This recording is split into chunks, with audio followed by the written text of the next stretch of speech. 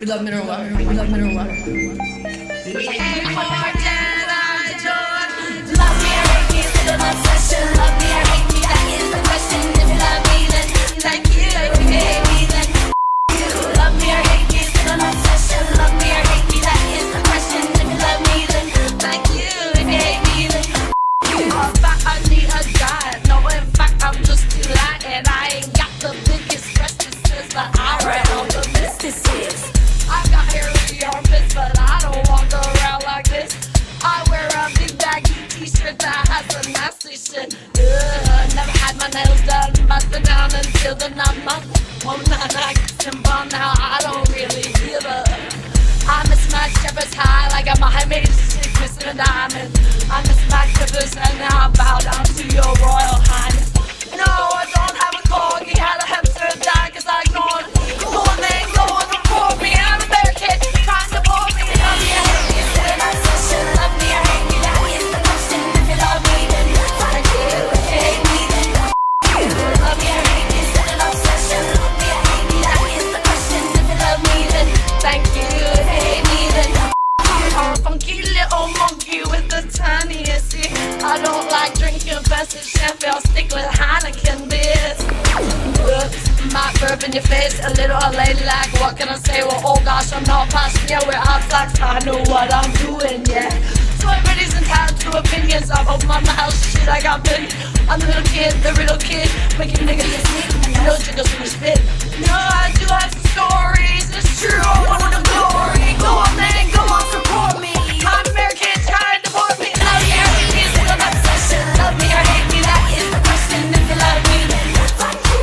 If you hate me, then fuck you. Love me or hate me, still an obsession. Love me or hate me, that is the question. If you love me, then thank you. If you hate me, then I can't dance and I really can't sing. Yeah, I can only do one thing and that's be Jedi. So I can't dance and I really can't sing. Yeah, I can only do one thing and that's be Jedi.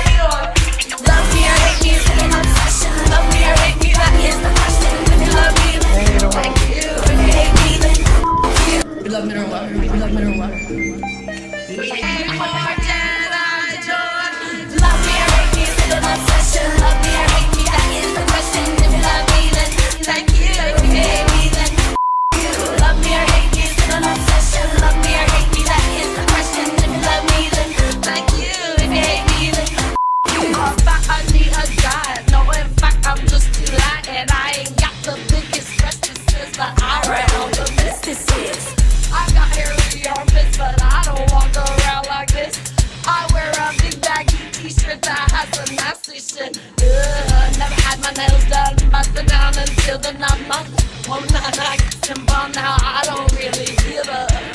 I miss my shepherd's high like I'm a high-made chick missing a diamond. I miss my clippers and now I bow down to your royal highness. No, I don't have a corgi, had a hamster die cause I ignored. Go on then, go on, report me. I'm a bear kid, trying to bore me. Love me or hate me, still an obsession. Love me or hate me, that is the question. If you love me, then thank you. If you hate me, then you. Love me or hate me, still an obsession. Love me or hate me, that is the question. If you love me, then thank you. If you hate me, then I'm a funky little monkey with the tiniest ear. I don't like drinking fancy champagne, I'll stick with Heineken beers. Whoops, might burp in your face, a little ladylike. What can I say? Well, oh gosh, I'm not passionate. We're out flux, I know what I'm doing, yeah. So everybody's entitled to opinions. I've opened my mouth, shit, I got billions. I'm the little kid, making niggas sleep. No jiggles when you spit. No, I do have some stories. It's true, I want the glory. Go on, man, go on. It's hot out here. Hello, everyone. We're gonna do push-ups and nunchucks this morning if I'm live. Hello, hello, hello. Happy Monday. I think I'm live. Oh, jeez. So I'm gonna do push-ups in a second here, you guys. Rich will probably come out here. We'll make sure we get the camera right for that. Yeah, here he comes. Okay, am I live now? So we're gonna get the camera right to do some push-ups. This has to be fast out here because it's pretty dang hot out here. So, woof. I have not done push-ups in a long time, so I'm embarrassed. These are not going to be my best. I really didn't even want to do it on live, and then I said, I'm going to do it because that's the best motivation to do good push-ups. So I'm going to try my best, but it's been a minute. I'll tell you that. And I drank, not in 4 days, but yeah, which way is best for the... Oh yeah, whatever. Here, I was gonna move this back. I want to make sure I have my hands on here, but then make sure I have room to get on here. I'm trying to figure out how long my body is. Okay, so I'll go this way. Yeah, there we go. So okay, here we go. So I'm gonna try it here, you guys. Oh dear, it's been a half minute here. I'm gonna try to do 20. I normally do inside too. It's a little bit harder outside. So oof. Okay, here we go. Let's do it here. Okay. 1, 2, 3, 4, 5, 6, 7, 8, 9, 10, 11, 12, 13, 14, 15, 16, 17, 18, 19, 20. Now, I don't know if I went down far enough this time because it's been a minute, but I did it. Proud of myself for at least doing it. But I don't know if I went down as far as I normally do. Well, probably not. So this is day 4, no drinking, and day 1 back on our diet. But we are committed. Like, there's no more joking around. Let me get this lifted. So I'm gonna do some nunchucks now. This is gonna be a short workout outside, and then we're going inside because it's really hot out here. Oof, you guys have no idea. It's Las Vegas in July. Not very many hotter places in the world. Probably overseas. Overseas in Arizona, a handful of other places. Anywhere that has a desert. All right. We're gonna do some nunchucks, and then we're heading inside, you guys. So it's just too hot. It really sucks when it gets this hot because, oh, there's a bunny. It's not beautiful. We got a little bunny. Yeah.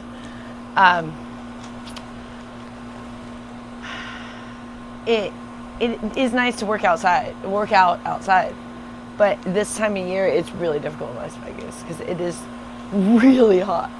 So it's just not pleasant, and so everything you do, you like can't do for very long. If you're walking, it's like a short walk. If you're doing nunchucks, it's short. So I'm just gonna do a short little thing here. So here we go. Hopefully I don't fall on these rocks. Yeah, this used to be grass out here. A couple years ago, before the water was such an issue in Vegas, which should have always been in the desert. We were kind of having all these grass and water features over in the desert in Las Vegas. It's kind of crazy. So I only do the 2 things with the nunchucks. It's good if you keep moving your whole body. So I'm kind of like just moving around. I do higher up it is, the more of a workout it is. So you're lifting your arm.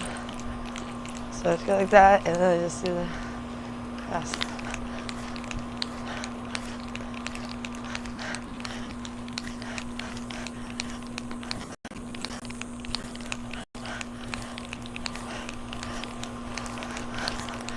I'm not nearly as fast like and when I'm in good shape, but we're out of shape, me and Rich. Yeah, we're taking our diet seriously now, so all I've done is my beef burger this morning, but I did that for lunch and dinner, and that's it. Just no more playing around. And day 4, no alcohol forever. Okay, guys, I think I can only go around like 1 more time. What happens is you start to get a little bit lightheaded out here. It's too hot, so you're gonna pass out. My bracelet got caught.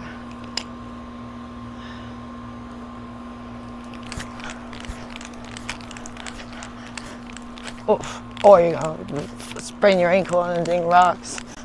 With sandals on like a genius. Should put my other shoes on. It's too hot though to put on sneakers. Alright. I gotta go inside, it's too hot. Sorry guys. Unless Rich is coming out here. Let me see. I don't know if he's coming out here. Let's find out what's going on. Let's just go on. We gotta find out. I gotta go inside I'm going to. Are you coming out to do a little exercise? Okay. Let's get the camera in. Okay, it's in the other. I'm coming. I'll bring it.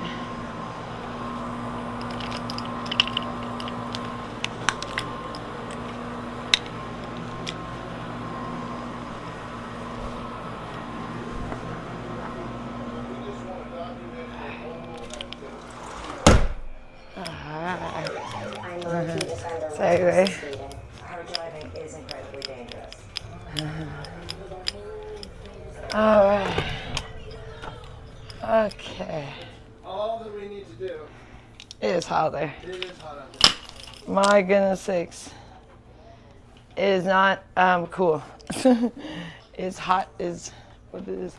So Richard and Annette went grocery shopping this morning, which was super helpful. I love when I do that. I don't like going to the store. The less I have to go to the store, the better. Here, let me fix those with Casper. I'll get them. Hold on. Okay. I had them fixed, and you pulled this out. So I'll get it. I'll get it. There are no Epstein files. Didn't you hear Donald Trump said they don't exist? Okay, I got it. See, I got it. Donald Trump, therefore Donald Trump's innocent. Okay. There we go. Did you wanna is the in the right angle for the camera? See, there's Casper. He's out and about, so you can't have. Oh, I was like, why can't I fit on this chair?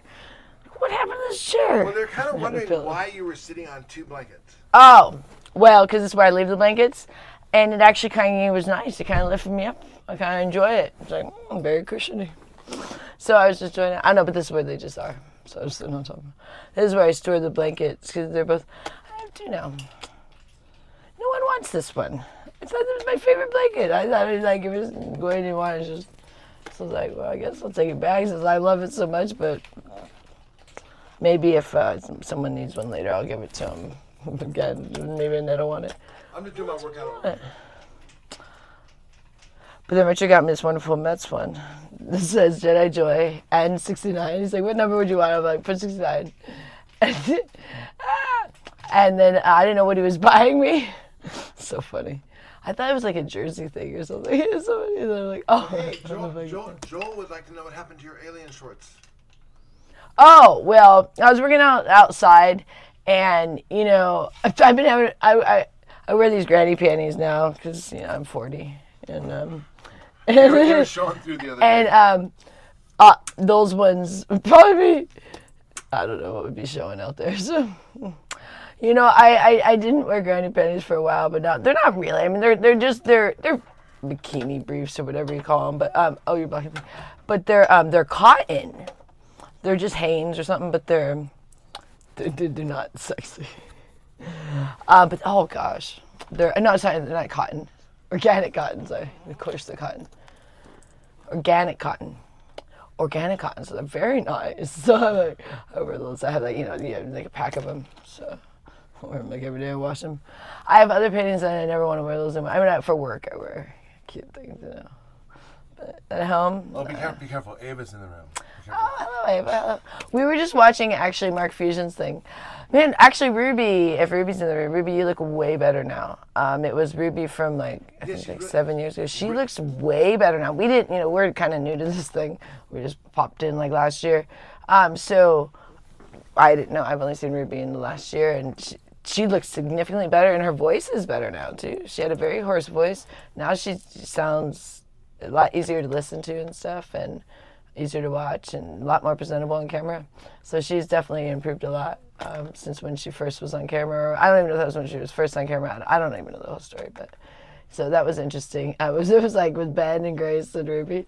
I didn't know the whole story about everything. I didn't know how deep their friendship had gone, so I was just finding out today.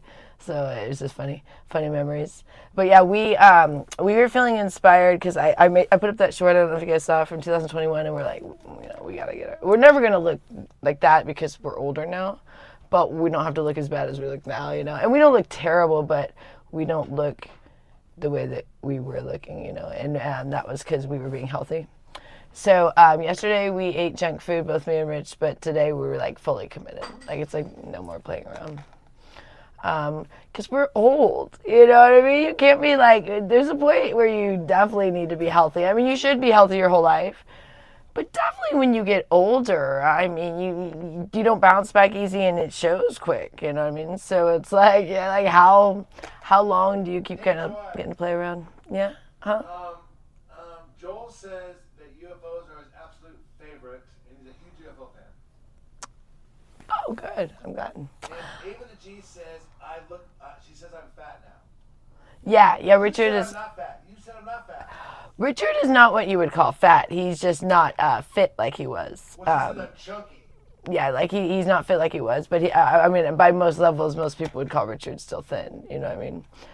Especially by today's standards. 40 is still young. But he's not fit like he was in 2021, like in that short. I don't know if you guys saw that. I put that up today. So we're both inspired to kind of like, oh, let's get You're back. trying to inspire me, I think. Yeah, no, me and him, because I was fit. I'm sorry, fit and healthy then. You know, like we were doing the keto diet pretty religiously then, but maybe we did some like kale and collard greens. That was about We were doing keto, and then we switched to carnivore. No, but we were on carnivore then in the 2021. But the only difference, I think, we had some kale and but no, that's when we were remember, because that's when we were cooking in that convection bake thing that we would put all those like roasts in there and stuff. So it was all beef that we would eat. We only ate beef, but then we would eat some collard greens and. But then when we went, but then I ate a lot of shrimp, and then Not then. No, that was in Panama. This was when we got back from Panama. what? Oh. I'm saying, yes, I know. Yeah. That was only In Panama, he ate a lot that of was seafood. only for a few months in Vegas, and then we went to New York in April. Yeah. And then I started eating. Yeah, right. Yeah, but during the time that video is, we were eating just beef, but sometimes like some collard greens and kale with it. Like we would cook it together. We would like cook it in the same pan. We never like have it in water. I don't know. Weird. Anyways, we would also make a lot of, we were only doing organics, but we would, whenever they had some sort of organic thing on sale at Whole Foods, we were shopping at Whole Foods then. Actually, we were doing pretty good on money at that point, but we still always have to look for deals. But we would get things like, sometimes they would have ribs on sale, organic ribs, and sometimes they would have organic brisket, sometimes they would have organic, whatever, you know, different kinds of meat, which they don't even have those anymore, I don't think, barely ever. They used to have a lot more organics at Whole Foods where you could get like all different cuts. So once they kind of got rid of all those and all your only option was steak, we were like, well, we better just eat ground beef. But before that, we had more, because a lot of stew meat. I think they still have that at some of them, but we would make stews. They had a lot more organic options. Now if they have it, it's a fortune. It wasn't nearly as expensive as it was now too. We could do carnivore for like a short period, like 2 months. Yeah. But we never did full carnivore for more than a year, if you look at the timeline. And that's when we fell off the wagon, and I'm thinking it's too rigid. So we're going to go back. I'm going to go back to eating some. He's doing keto. He's going to do keto. keto. Because otherwise, I'm just going to keep relapsing. That's how I feel. That's my theory. Yeah, but yeah, we're pretty bummed because we did fall off, like, but it's easy to get back for us because we're not that off, you know. It's like it will bounce back. But So here's the big thing. yeah, You're not drinking. yeah, and I don't want to drink ever again. That's the big thing too, and that's the huge like takeaway is that like through all of this, because we used to be insanely rigid about alcohol, of like just absolutely not, and then I got really kind of loosey-goosey with this New York thing, and then more loosey-goosey with my food choices too. But now that I'm like taking my health seriously, like I really want to stay on my full protein in, or with keto, whatever we're just saying, in New York. I don't know what that option would be for me. I like doing the beef, but whatever. He likes to do a little more, he wants to do a little more keto, he's saying. But he's kind of always doing, he's always doing kind of the eggs and the, like, Nathan's hot dogs and stuff. He used to be the kibasi, now it's the Nathan's hot dogs. But yeah, this is day 4 for me, no alcohol. I heard it was like a week for Bethadone. I think I call her Beth, but Bethadone. I don't even know if that's even her real name, but I always refer to her as Beth when we're talking about her because it just is easier for me. But she's a sweetheart. So she was on our channel one time. If you guys don't know who she is, she one time did me and her did a split. She has been struggling, she's a week off alcohol. So she's actually in front of me now because I was day 14 and then I fell off one day, and so now I started back over. So I'm day 4, but I was day 14 and fell off one day, and then now day 4. But now it's a better commitment than I had when I was day 14, because I was still thinking I might drink again. Now I'm like, no. It's really kind of one of those things of like, do I really want to just like poison myself occasionally? No.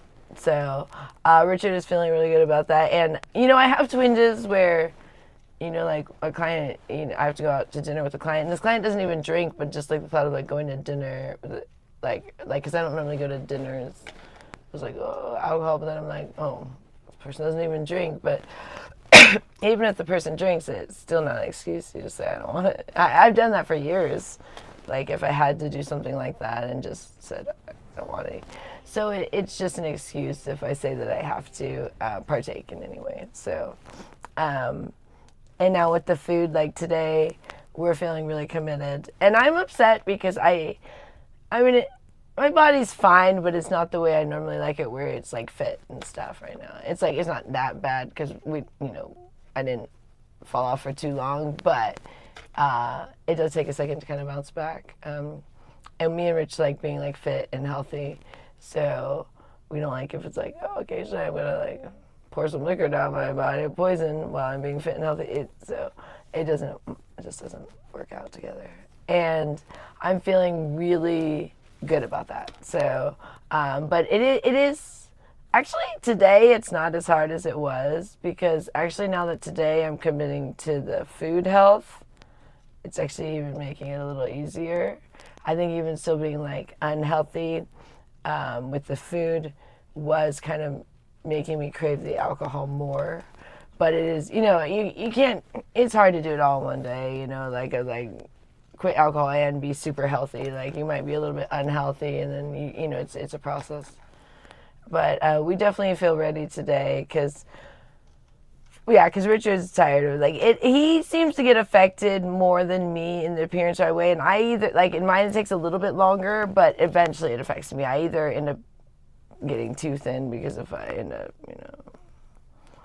having an eating disorder or something like that when I'm unhealthy, then I get too thin, where Richard ends up getting too fat, and that's how it's been for years. So I was looking back at old photos, and it was often I was way too thin and he was very large during those times, because when we're both being unhealthy, it always goes that way with us.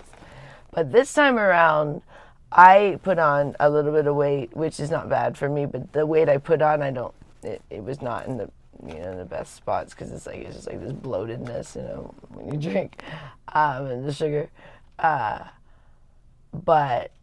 the alcohol did not, in this time, have me lose any weight. It was like, no, it was like drinking for 2 weeks. It was 2 weeks total. I started to really bloat a lot, put on a lot of added water weight, I guess. I don't even know what they call it, where you notice very significantly, very quickly. And, I don't know what happens if you continue, but I've never looked good when I drank. And I've never been thin when I drank. So, the times that I've been heavier, which I'm not now, because I didn't drink very long this time, but the times that I've been, when I first met Richard, I don't know if you guys have seen those photos, but 2012, I have really dark hair. And I was actually, my face was very, very bloated because I drank daily. This happens to me, it's not even that you're necessarily heavy, it's just your face is so bloated. You the double chin thing going. I think that, for me, alcohol is so I'm feeling better each day I get away from alcohol. It was just not good for me in any way, and I'm feeling good about New York. So 17 days till New York, And today we go to DMV for Gloria and Annette's. Hopefully to get them their real IDs.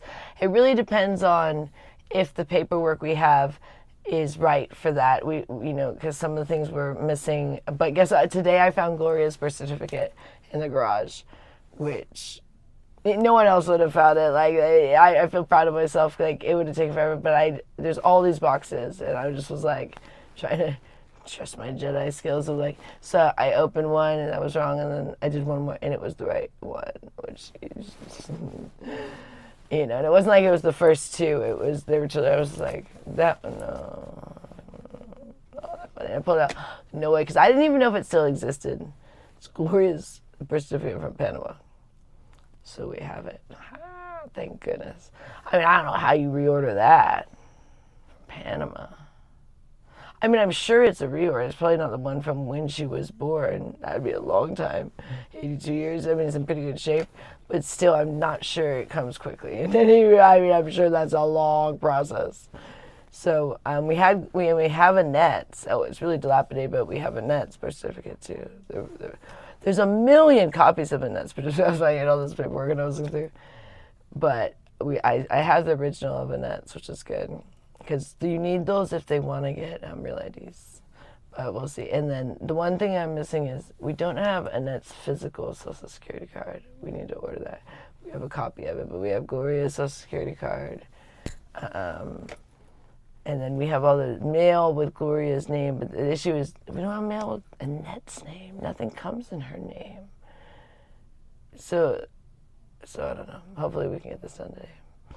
They both have their appointments to get their IDs. And if we can't get the real ID, then I hope we can at least get like an identification card. You know what I mean? Like, I hope. They also both have expired passports. So I don't know if that helps at all. So we have all that stuff. So I'm going to bring all that. I feel proud of myself finding that because I didn't know if we had Gloria's birth certificate. I mean, there's a lot of paperwork. Those like chaos we got here, and I didn't really organize. I just put it in boxes and put it in the garage. So it's like I was like, I hope it's something that's out there. And so I was really proud of myself about that. And I smoked a lot of weed this morning. I am trying to like really smoke weed right now because for some people think weed is bad. Have your opinions, but it actually right now helps me a lot when I'm trying to stop things like alcohol and eating bad food. People think, oh, weed gives you the munchies. It kind of depends. If you're brand new to weed, you might get the munchies. That might not help you. But if you use weed like medically, then you're kind of past that. It's kind of only new when you're new. So for me and Rich, it actually kind of makes us not as hungry most of the time, like in the sense of like where we think we're hungry, but really it's just a craving or a habit. And the weed will let you know when you're really hungry. For us, like we'll be, right around like, oh, now we're hungry. But a lot of times it's just a habit or craving. So like I was eating way too quickly. Like I was having breakfast and then I was having a hard time waiting because, we sit around a lot and it's really hard to not overeat when you sit around. Like it's very difficult, and especially when there's all this food we get for Gloria and Annette, and the problem is they don't eat it, so there's so much that goes to waste. So like there's just like the thing of like, oh, no one's gonna eat it anyways, but it's like it still doesn't mean me and Rich should eat it because like we try not to have too much waste, but the problem is like they'll want like 2 out of something that has 4, and you're like, and they'll never eat the other 2.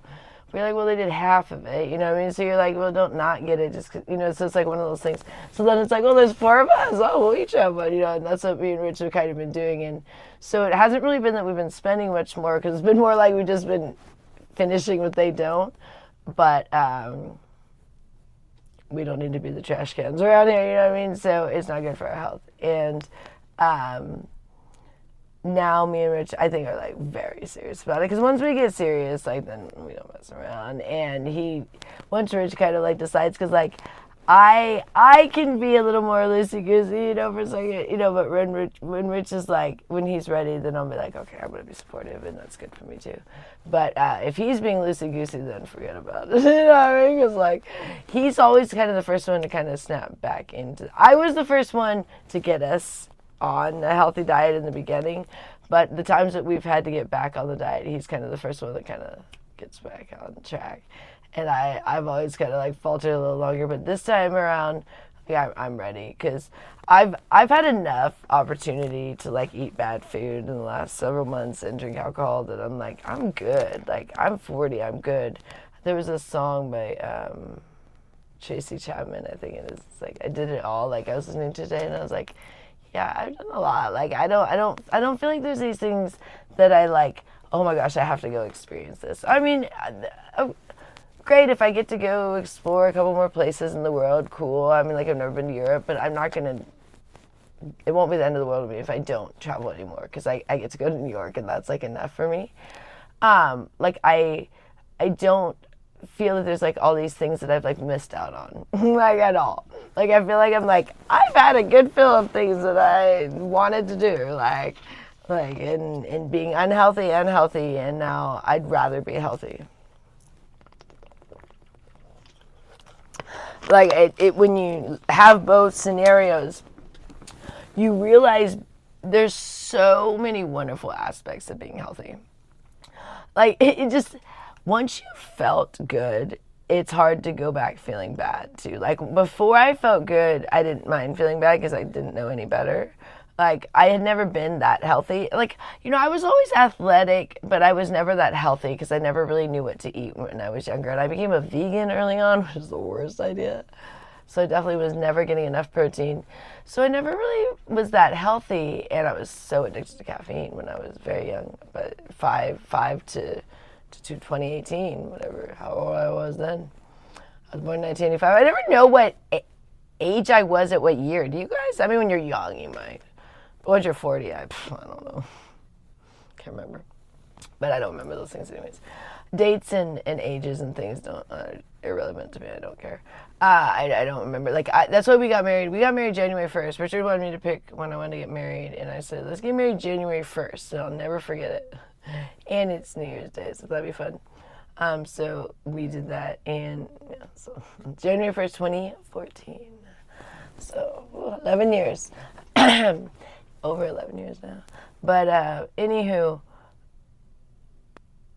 I just don't feel like there's these things I'm missing out on. So even when I go to New York now, I'm like, I'm good with the alcohol. I was thinking about it. I'm like, it wasn't nearly as fun as I was like acting like in my mind it was. You know what I mean? Because each time I drank, I was like, all I kind of did was just sit in my room, pass out, and then wake up and want more alcohol because I don't feel good, because I didn't feel good.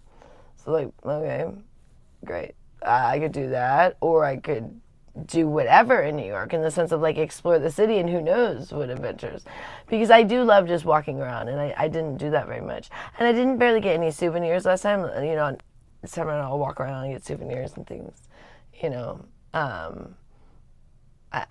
know, I like exploring the city more, and I'm hoping, fingers crossed, that I stay on my diet when I'm in New York. I definitely am not gonna drink. I got that now. Like, there's something about me. Like, it's hard to describe that once I do set my mind, and like me and Richard were leaving it open ended. Like, now it's like we've closed that door. Like, we both are like, I mean, we've talked about it over and over of like, it's no longer a good idea. It never was, but we walked through it, but it's no. Like, it's like, and when you're married, it is very helpful to certain, like, it's not like you tell each other what to do, but it is helpful to have that kind of like accountability.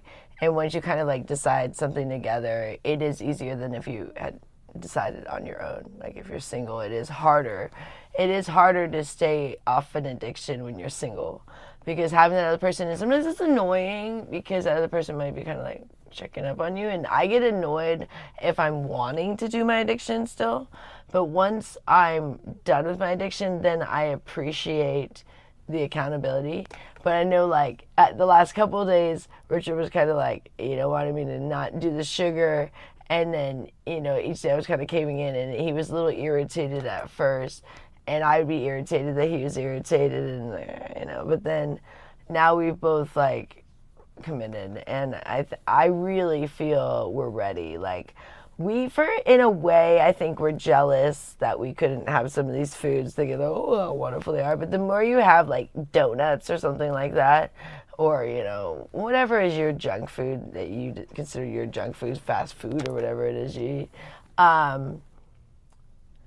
then you have it and you're like, that's what I was, like, hyping up, you know what I mean? And so sometimes walking through it, I'm not saying go do your addiction, because that can be very reckless, depending on your addiction, but definitely avoidance doesn't necessarily heal, whereas kind of walking through it and then being like, oh, that's what I was fearing, or that's what I thought was so wonderful, or that's what I had glamorized, then it usually isn't near what you had thought it would be. Really anything. I mean, me and Richard are always saying, like, when we go to eat junk food, it's only, like, the first bite we enjoy, and after that we're like, why are we eating this, but then we continue to eat it. But it's like, we always think, we feel so much better when we eat healthy. And for us, healthy is eating protein, or like keto or carnivore diet. And everyone has whatever they consider healthy.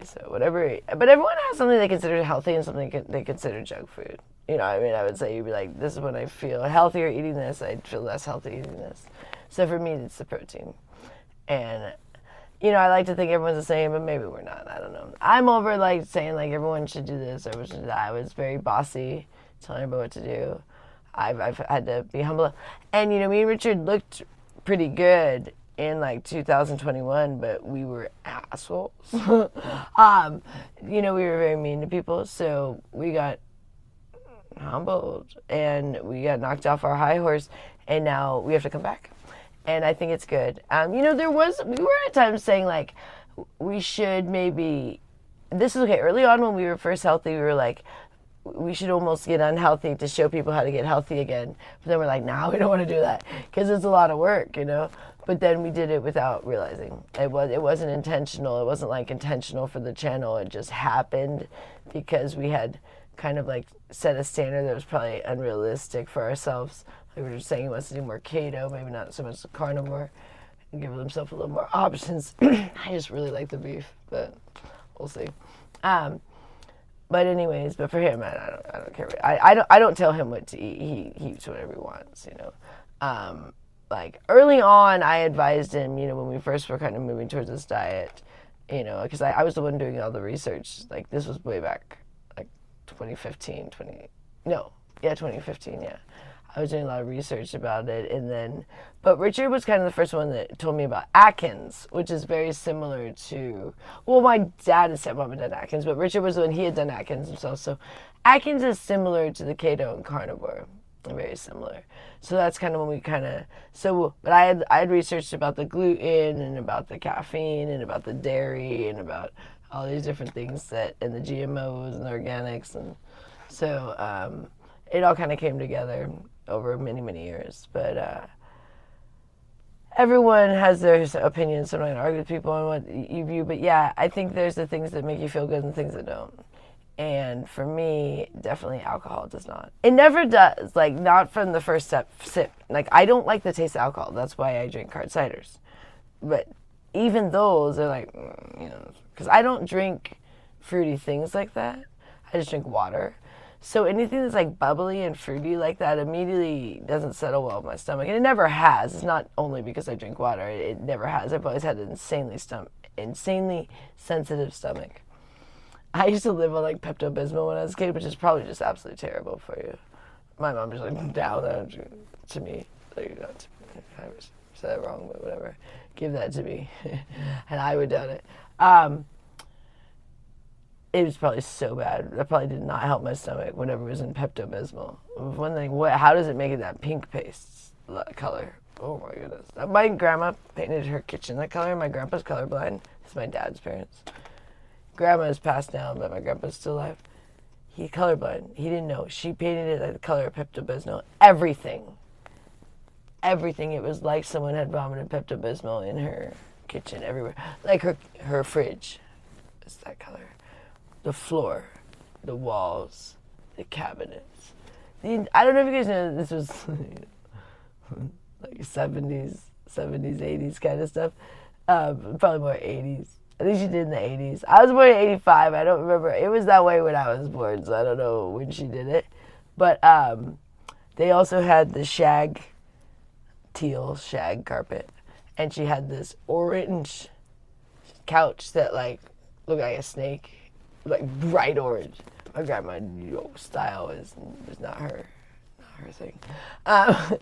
And it was bad. My grandpa's colorblind. No idea. I think he only sees like shades of yellow or something. I don't know how they determine that, but yeah. You don't see the pink. And then she painted the house was supposed to be like a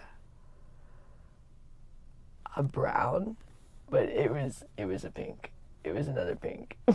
more like a maroon, you know? But yeah, very, very pink. And this is not very brown. More pink than brown. Yeah, more red than brown, whatever. But not really red. It was like that's what's the right color. I think maroon's the right color. It's kind of like pinkish brown. Yeah. I don't. You see, I'm tacky too. I don't care. I do not mind these big nails. They don't bother me one bit. No, one bit. Richard absolutely hates them. I said he's ordered me them some. Oh, they should be coming from Amazon. I ran out.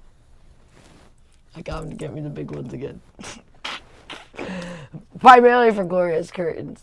But you know what I'm going to use them for? Just everything in it. He hates them because he's like, those make huge holes. And I'm like these walls matter. Those holes you're worried about when there's literally massive holes in the walls here.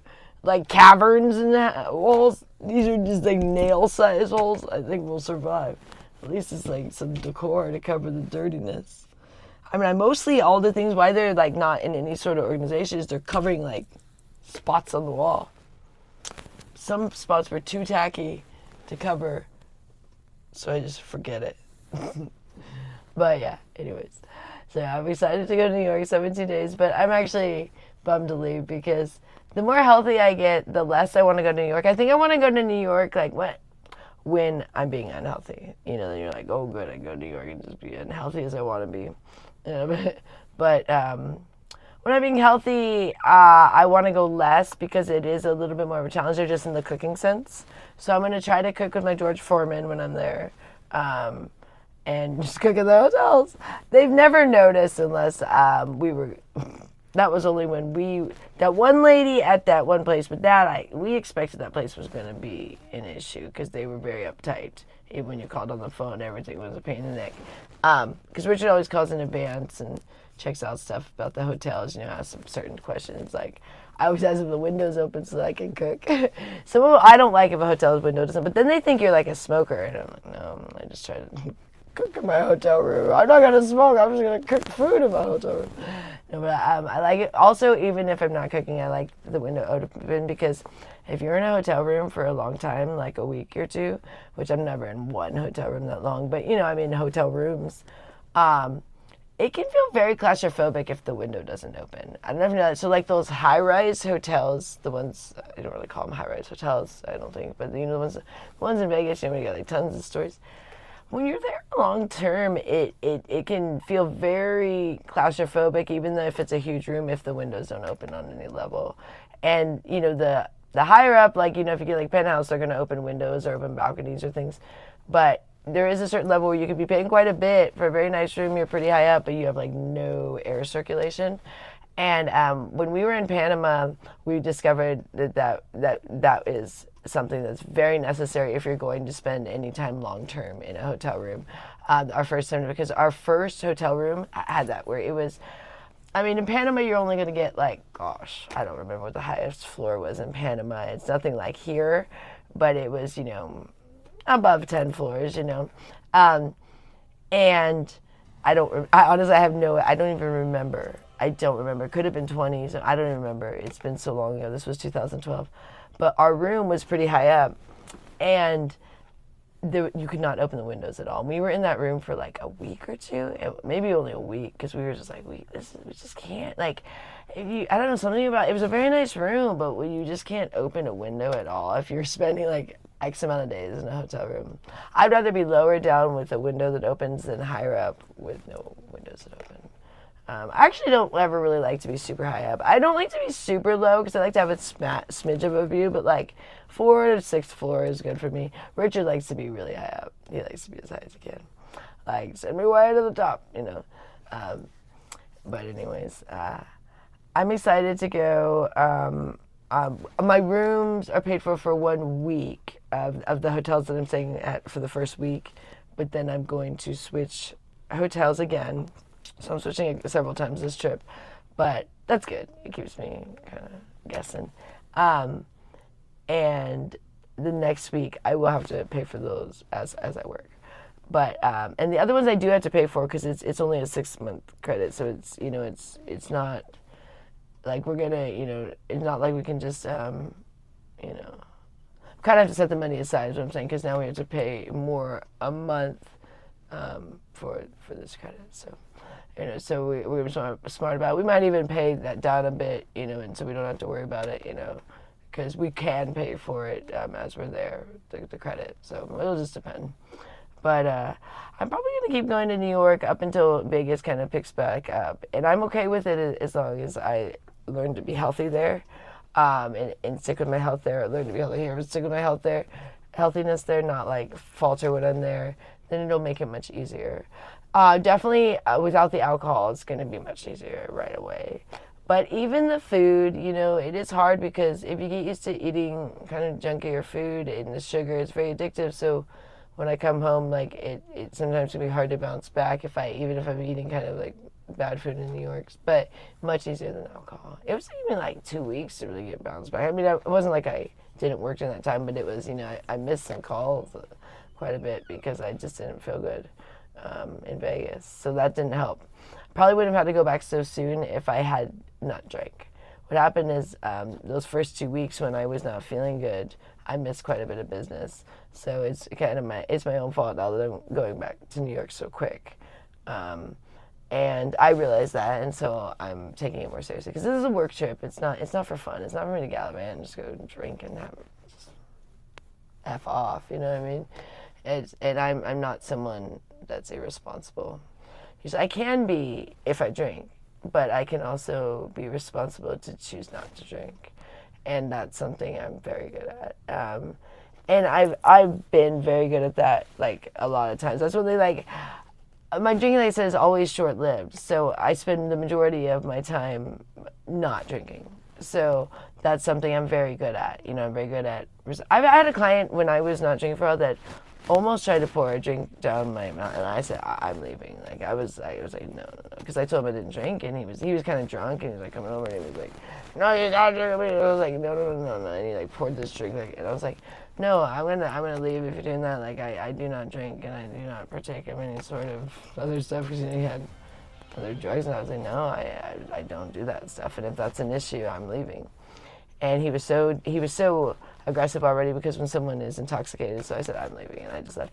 And there was no sort of, we had not had any sort of money exchange at any point. It was I just arrived, and he was trying to offer me a drink, and he was already intoxicated. This was many years ago, the Cosmo, I remember, and I was like, no, I'm not. I don't drink, sorry, And he was so demanding and so pushy. He just kept, he asked me several times in this very short amount of time, and then he just kind of drunkenly comes over and tries to he poured me a drink and brings it over to me and tries to pour, and I was like, no, if you're gonna literally try to pour this down my throat, I am leaving. I told you I do not drink alcohol. So I have no issue standing strong about that when I take it seriously. And I'm taking it seriously now. So and forever now. I don't want this to be where it's I just once in a blue moon or every few years drink alcohol. It's nah, I'm good. I'm done. I'm good.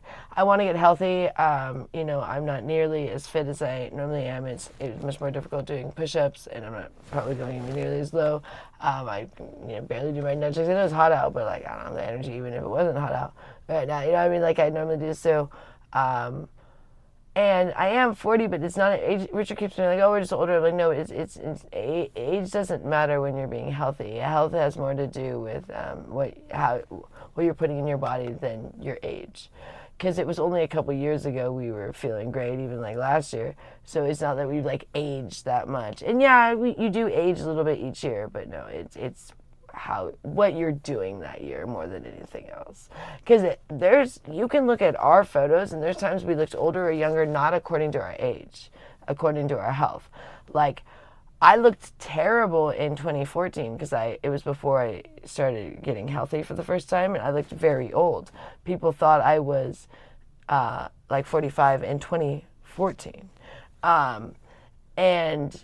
And then 2015, like before I first created my eating disorder, and I was younger then, you know what I mean? Because that was like 10 years ago now, you know what I mean? So 11 years ago.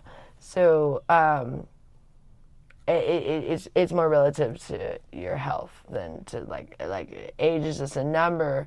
How you feel and how you look has more to do with your health than what age you are.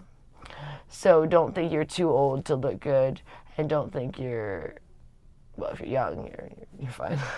If you're young, you're fine. Don't even worry about it. You'll be fine.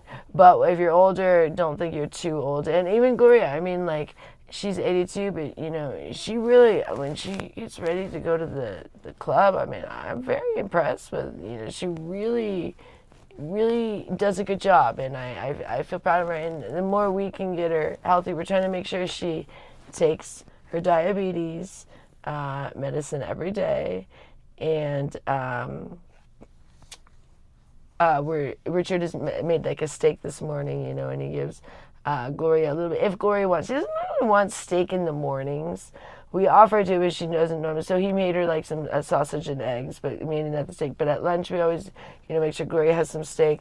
She only likes a little bit of steak, and we'll give her some, you know, one of our burgers. She'll have like one burger, but we've also been getting them a lot of like Gloria likes to have like varieties. So Annette was good with like steak, like every meal, which is pretty expensive. I would say 3 meals a day, but we give her at least 2 meals a day of steak lately because she's trying to get healthier.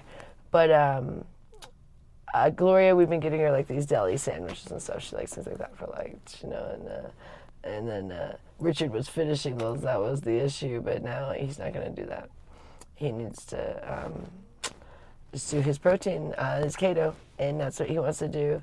He's also been having this bad habit of eating these, what are they called, pork rinds, which are not healthy. I mean, he tries to say, there's all this stuff. They put only all this seasoning and all that, I'm sure.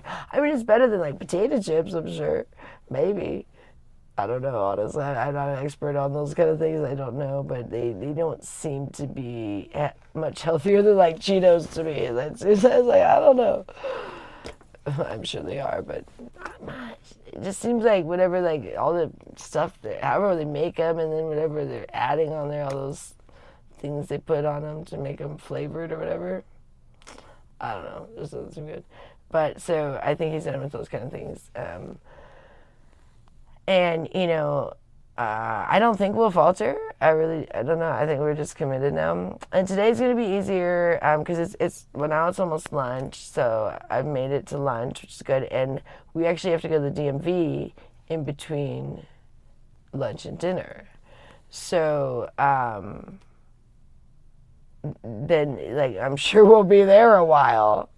So I don't think dinner, like, because our biggest issue when you're first getting is trying to make it in between meals, because we don't snack, we just eat meals when we're on our diet. So in between, it can get difficult when you're trying to get back on the diet. So the hardest thing is to just sit around and watch TV when there's like all this food and you have cravings or something.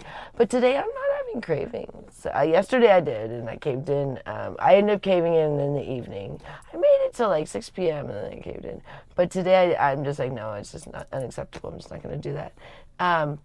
But I don't have cravings today, which, knock on wood, I mean, I don't know. But I didn't, like, I had breakfast, and there was a lot going on this morning. I cleaned a lot this morning. I had a lot going on. I was just doing all these things, and then I took a shower and and I was looking for the birth certificate. But I was doing all my normal chores, like my laundry and the dishes and all that kind of stuff. Because I've been, cleaning the kitchen. I've been doing all the cleaning of the kitchen. So, but last night, Richard made a big mess out there from me. He was eating junk food. So this morning I woke up and had to clean it. And then I also cleaned after Richard cooked. But when Richard and Annette were at the store, I was taking a shower, and I don't know. Like when he made me the burgers, I didn't feel like, oh my gosh, thank goodness, where it's been normally that way, where I'm so hungry for breakfast or whatever, because it's cravings and a habit, because we're not really as hungry as we think we are. Like that's a craving, that's a sugar craving, that like, oh my God, I'm so famished, because no one in America is usually that famished, except for maybe like that one girl. Gosh, that poor girl, Eugenia Cooney or whatever. But most people, that's by choice. Most people, even, we're not like other countries where like even people that are homeless can usually get food. Usually our homeless people are not that thin. If they're thin, it's because they're just on drugs. It's not because they can't get food.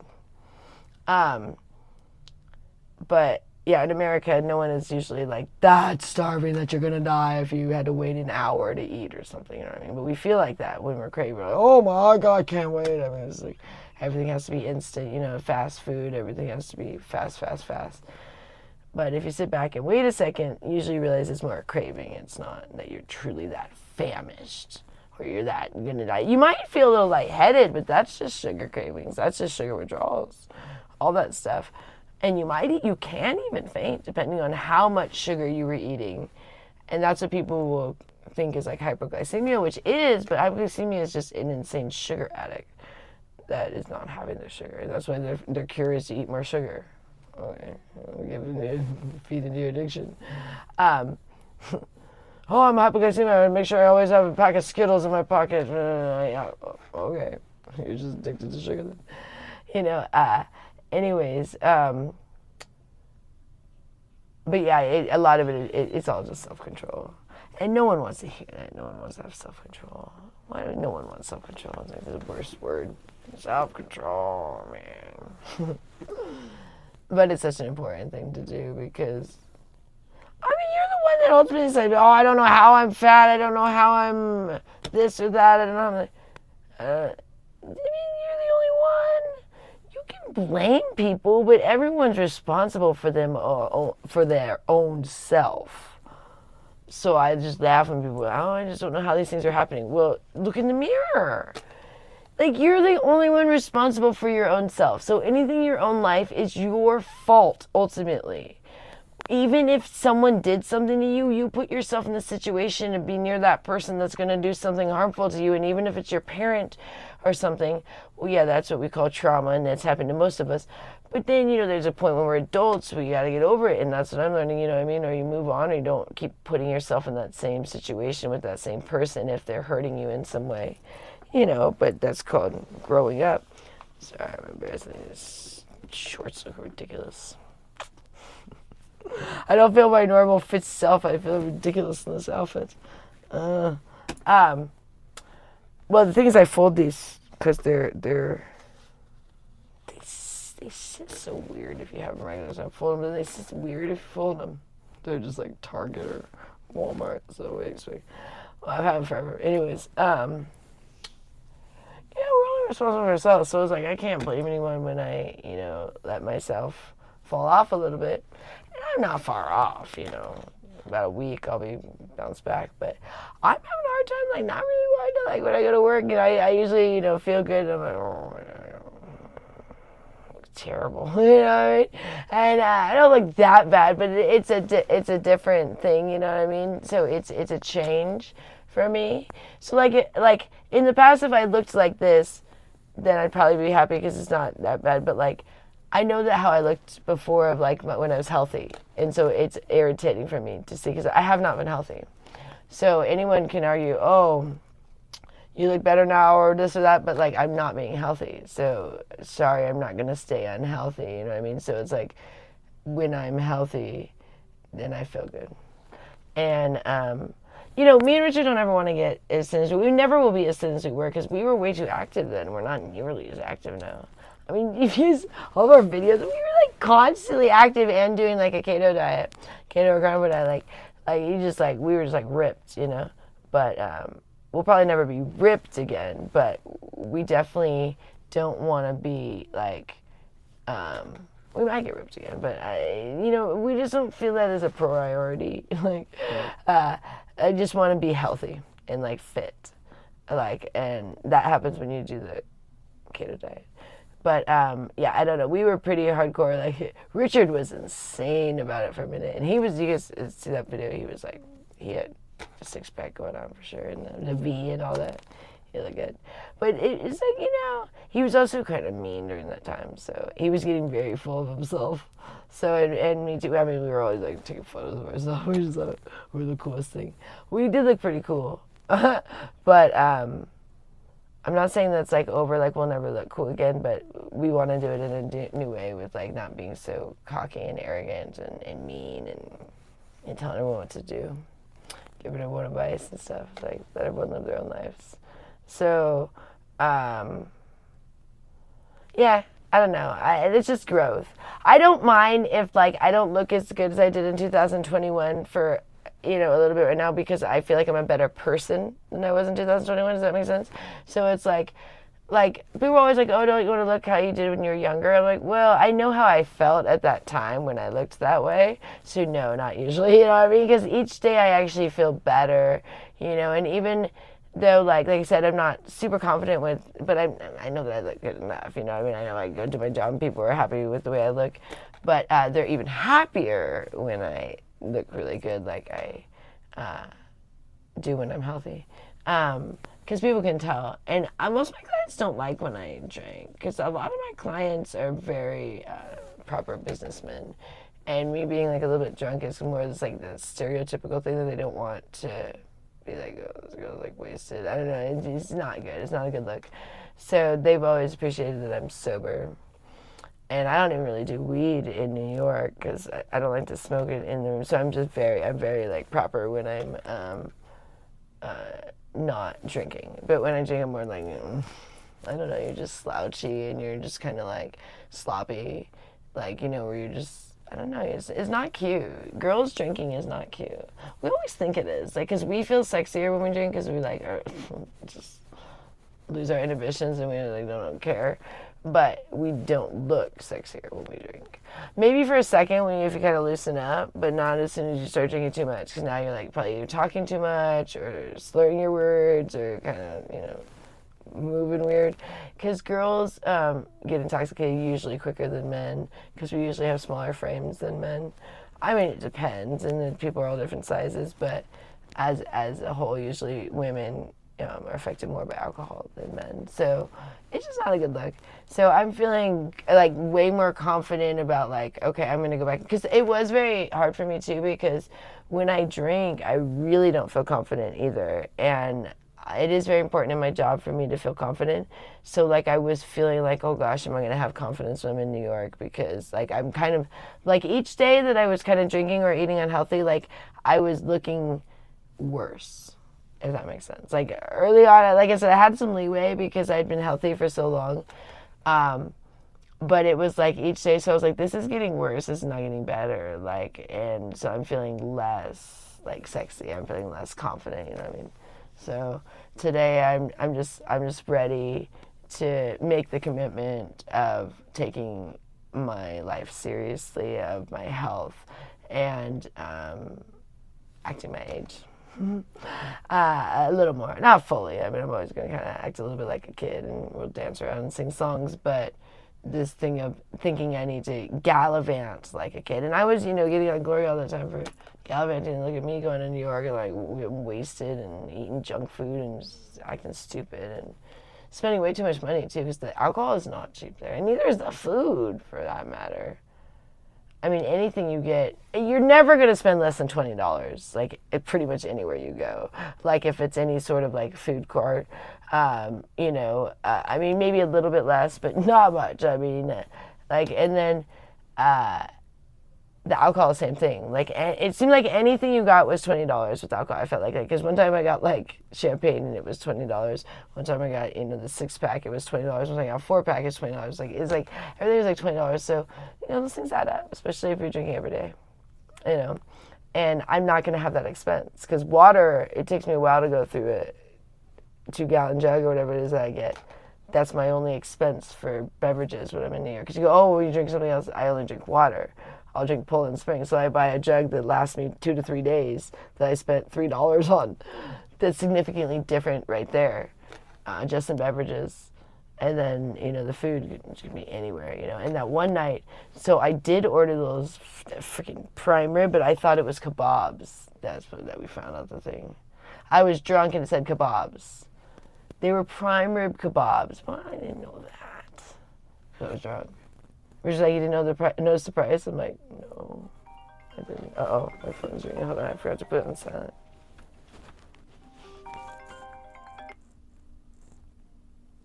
Oh. Okay. Are we good? We're still there? It's calling me from France. Anyways, yeah,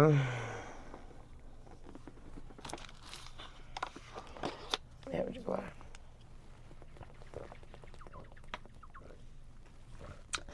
Yeah, I'm sitting on 2 blankets because I have 2 blankets now. I tried to give this one to Gloria. It's my favorite blanket. And Richard had ordered me this one. It's like custom. It says New York, like the Mets, and it says 69 Jedi Joy. It's really cute. I love it. I've been using this one. Gloria didn't even want this. She just tossed it. It was like on the floor, and I was like, for like several days, I was like, all right, she don't want it. So I washed it and put it back here. But if anybody wants it later, I know I'm so weird about like little things. Like I don't mean to like take back something that you give to someone, but I also, it's like just throwing something on the floor is like, well, I'll just wash it, fold it nicely, put it in a better spot. Well, anyways, but I've been using this one, but I feel like it'd be nice because in winter, sorry, I get the hiccups from drinking water. Not from alcohol, get out of here. I get it from drinking water, so if you imagine if I drink alcohol, it's like, I have really bad digestion from all the years of being unhealthy. I don't talk about that because YouTube, if you guys wonder why I really dance around, YouTube really doesn't like me to talk about that stuff.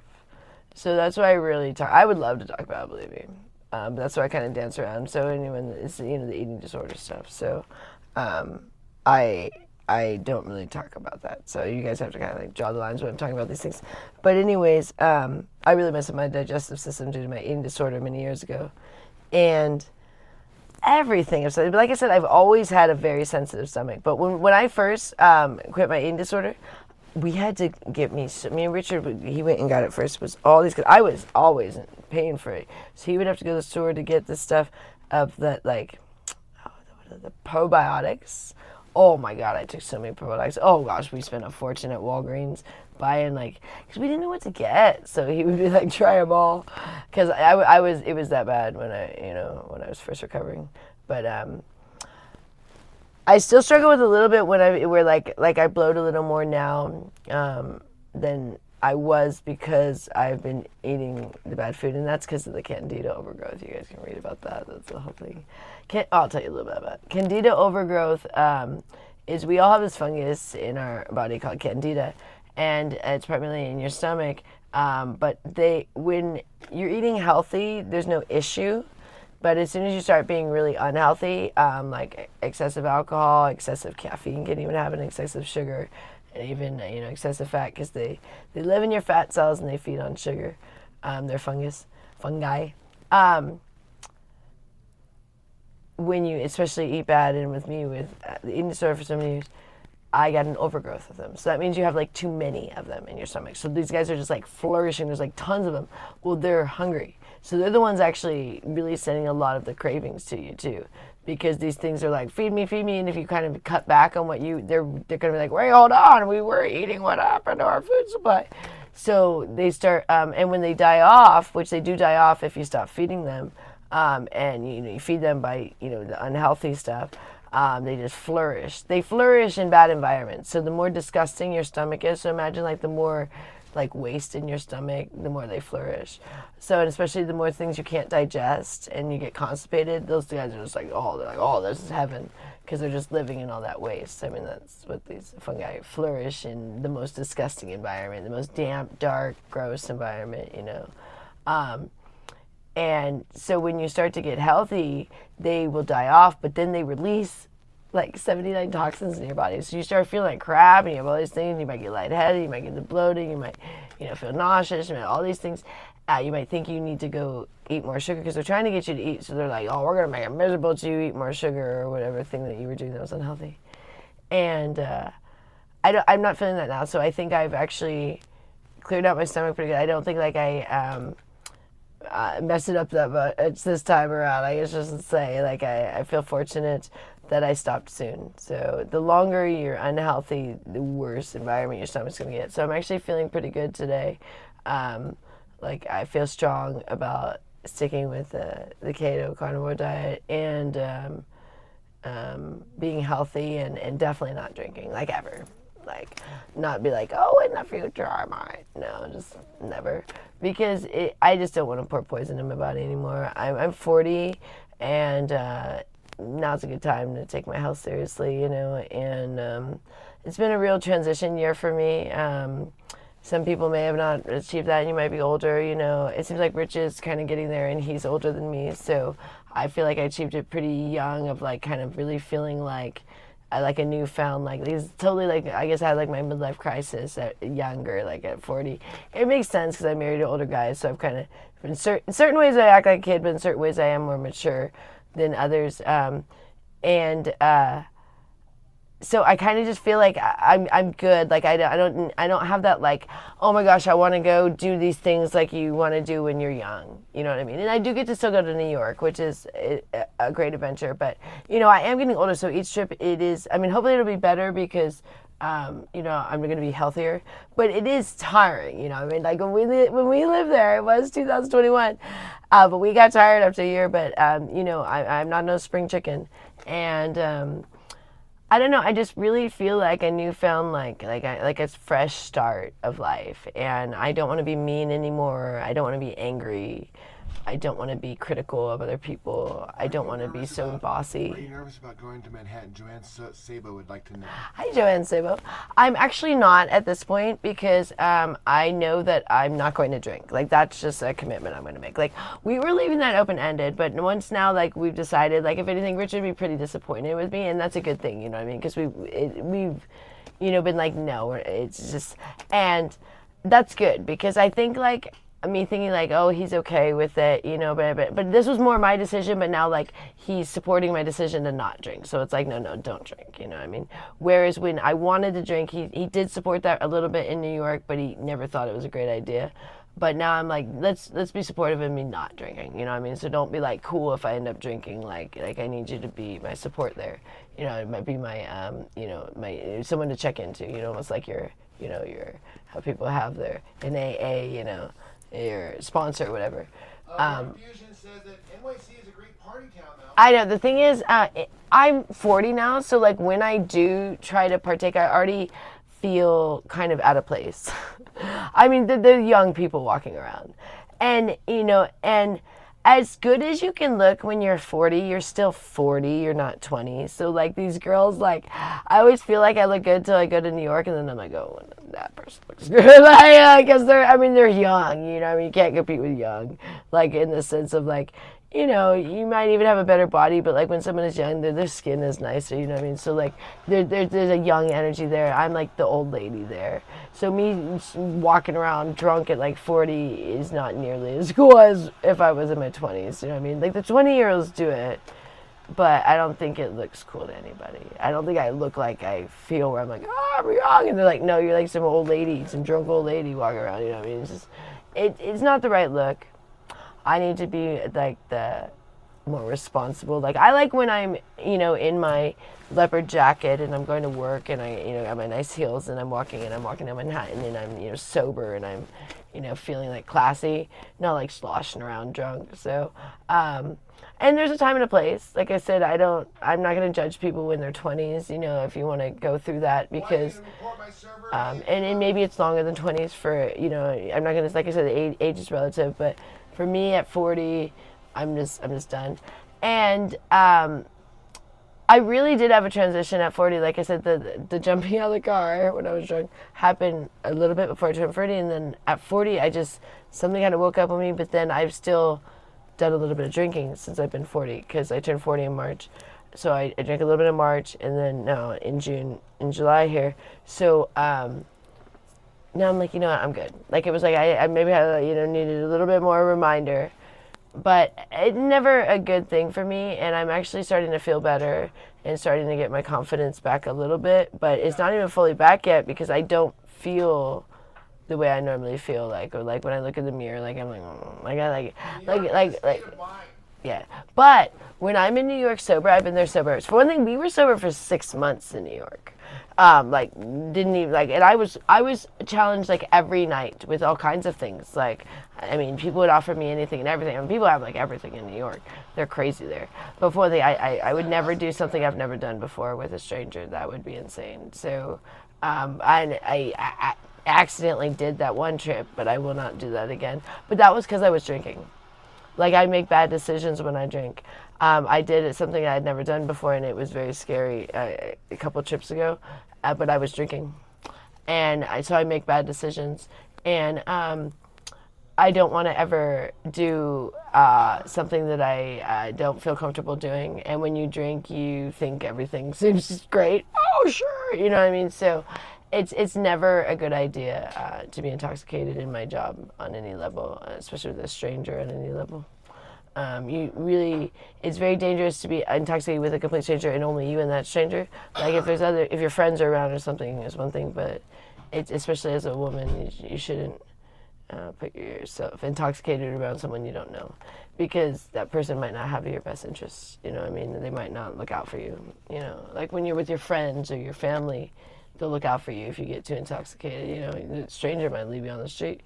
You never know. So it is not safe, and I've only made bad decisions a couple of times, and it was always due to alcohol.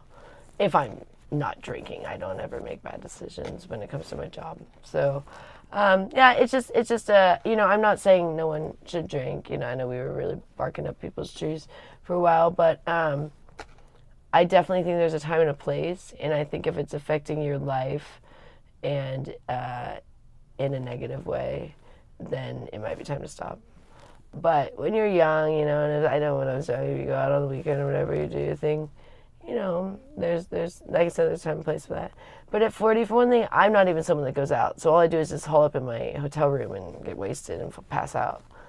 And the thing was, I was drinking, I think, to hide my feelings or I don't know, not want to accept my feelings or whatever, but I'm not needing to do that anymore. I feel very there's not anything that I'm oh my gosh, I don't want someone to know that I feel that way kind of thing. You know what I mean? I'm not hiding from my own feelings or hiding my feelings from my family in any way. I think for a while I was very angry at Richard, and I didn't want him to know that. Just kind of been balling up, over the years. And so then it would come out when I drank, but then I would be oh, I don't want to drink because I don't want him to know that I'm angry. But now I don't feel that anger. Does that make sense? We've worked through anything, and a lot of it was just I was just angry. It wasn't even necessarily directed at him. It was directed at whoever was around. You know what I mean? And of course at him because he's the closest, and then Gloria and Annette. For a bit when I first got, I was very angry, and I've never been super angry at Annette. I think it was one time maybe, but definitely Gloria and Richard. Richard more than anybody. We were both angry at each other. And yeah, I don't know, we're just kind of growing up, I guess. But I'm not saying that we're gonna not act like kids, so because we enjoy dancing around, dressing weird, and having ridiculous closets and things. But we don't want to be taking our health recklessly like younger people do. So, you know, you can have fun and you can act like a kid without, you know, eating bad and drinking alcohol or doing drugs on any level. So we do weed, but people consider that a drug. I don't really. It's just different. You know, I consider drugs things that like kind of really kind of take you away from where you are, you know, and weed, if anything, really makes you look at where you are and makes you examine your life. So I think drugs are more things that like make you forget about your life and kind of zone yourself out. And that's what sugar does. That's what even caffeine does. You know, that's what, you know, any sort of street drug does. That's what, you know, like all these things that are actually, those take you away. Alcohol, like that takes you away from your current state of mind, where weed actually like makes you think more. Like you have to like think about, you know, when people first do weed, they might get where they're just kind of like, you know, I think they see stars and this and weird, you know, shapes in the sky or whatever, but in the stars I would say, but that's only early on. Afterwards it's like you're not like whoa, you're more like very like alert, like, oh gosh, I gotta think about like what I'm doing. That's why when you actually do things like alcohol, you don't want to smoke weed because it gives you awareness, you're like, and clarity and stuff. So it kind of like makes you realize about life. And so most drugs, you're zoning out from life. And that's why I consider it different.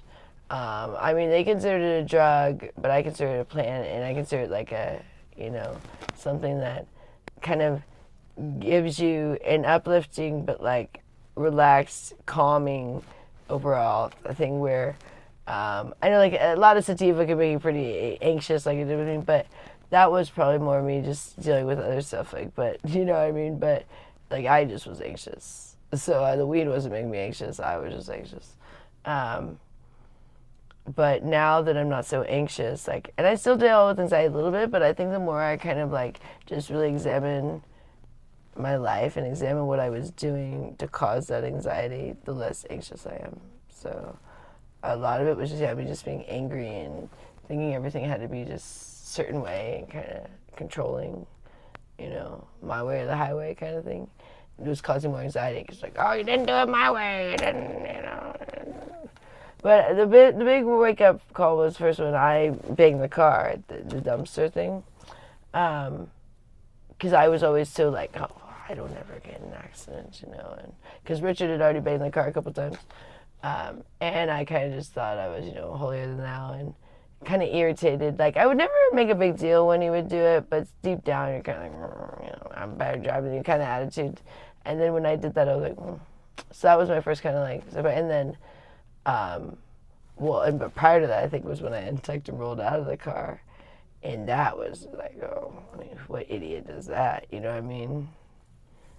Like, what 39-year-old jumps out of her own car? Like, who does that? So that was really like, and then I was turning 40 in a couple of days too. It was ridiculous, and so there was quite a few real slaps in the face to me. Not literally, but well, whatever literal means. Like where I was like wake up calls, you know. Like, oh, yeah, that wasn't good. And I don't know. You only live once, so like, yeah, but you want it to be unhealthy the whole time. You know what I mean? Yeah, you can be unhealthy at times, but the more you're unhealthy, the more you're just going to be unhealthy. You know what I mean? It's not this thing of like, I'm going to be unhealthy sometimes and healthy. That's what I was talking about earlier. It doesn't really work that way. Like, health is kind of like a commitment. Like, it's not like a like dabbling and stick my foot in a little bit into health and then I'll be unhealthy. No, it's like, it's a full commitment. And I'm just ready for that commitment again. And we've been there before. So me and Rich know how to do it. We were just being lazy and we were making excuses and we were not ready even. We were kind of like just wanting to be unhealthy. I don't know, sometimes there's a desire like I feel like eating junk food, and I don't care if it's bad for me, kind of thing, or whatever. With me, I feel like drinking even if it's bad for me. But when you know how to be healthy, when you've been healthy before, it's much harder to be unhealthy, because you're just like, oh, this whole time you're like, I know, like the whole time we knew our teeth were getting worse, like we're like eating this food and like our teeth are hurting a bit, and we're like, oh, this is bad, you know, things like that. Whereas before, we weren't so aware of how impactful sugar was on our teeth, so it was easier to eat the sugar, you know what I mean? So it's sometimes clarity and knowledge can be a bummer in a sense, but it's also better than just flailing around like a moron, so imbecile. So it's, you know, enlightenment. I've always been irritated with enlightenment, like, oh, that's so good, but now, oh man, now I can't just do what I was doing before, you know what I mean? Like, but it is better, because that's what you realize when you get older. You see why older people view younger people as younger people, and like, oh, don't call me young. You're like, don't take it as an insult. It's a good thing. Appreciate it. Like, it's a good thing to have a little bit of like ignorance. You know, they call it ignorance is bliss. Like, to be fully knowledgeable when you're young, then you're not ever going to enjoy life, because knowledge isn't always bliss at any level, because I mean, usually knowledge makes you realize there's a lot of sorrow and suffering, and that's harder as you get older to feel. So like, okay, even if your life's good, with like, oh, but there's people that are suffering, you know, or like, oh, I'm whining and dining while someone is having to cook this for me, you know, or, you know, clean the toilets. You know, it's either more when you're a kid, you know, you throw some on the floor, you don't care, you don't think about it, you know, but then as you get older, you realize, oh, someone has to pick that up, you know what I mean? So, you know, enjoy your youth. Definitely, don't grow up too soon. I grew up way too soon. I always wanted to be, actually, I didn't really care, but I ended up growing up soon because, like, this family necessity. But, like, I wasn't someone that, like, was trying to be older. It just kind of happened, because with life, I just kind of, like, you know, my mom put a lot on me at a young age, and then, you know, I went in the Air Force young and stuff, you know, at 17. I graduated high school a year early, you know. So I just kind of accelerated things quickly. But then, and then I married an older guy, which really, like, much older than me. So which really, you know, like, I don't even know their age, if it's like 17 years, I don't know. I don't care about those things.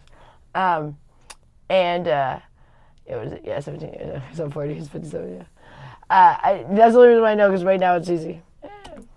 I appreciated marrying an older person because it made me mature sooner, even though, like, we seem immature. Like, there's a lot of things about, like, we dance around like buffoons, and we might, you know, mess up with our diet, or, you know, I might drink or whatever, but the knowledge that me and Richard have obtained together is a lot over the last couple of years, and it helped that he already was smarter, you know, because he'd been around longer and he'd gone to, you know, university and stuff, you know, and he has a biology degree, you know, I didn't accomplish any of those things, and so I did learn a lot from Richard, and especially about nutrition. So, like, his knowledge of nutrition, being a biologist, helped me learn.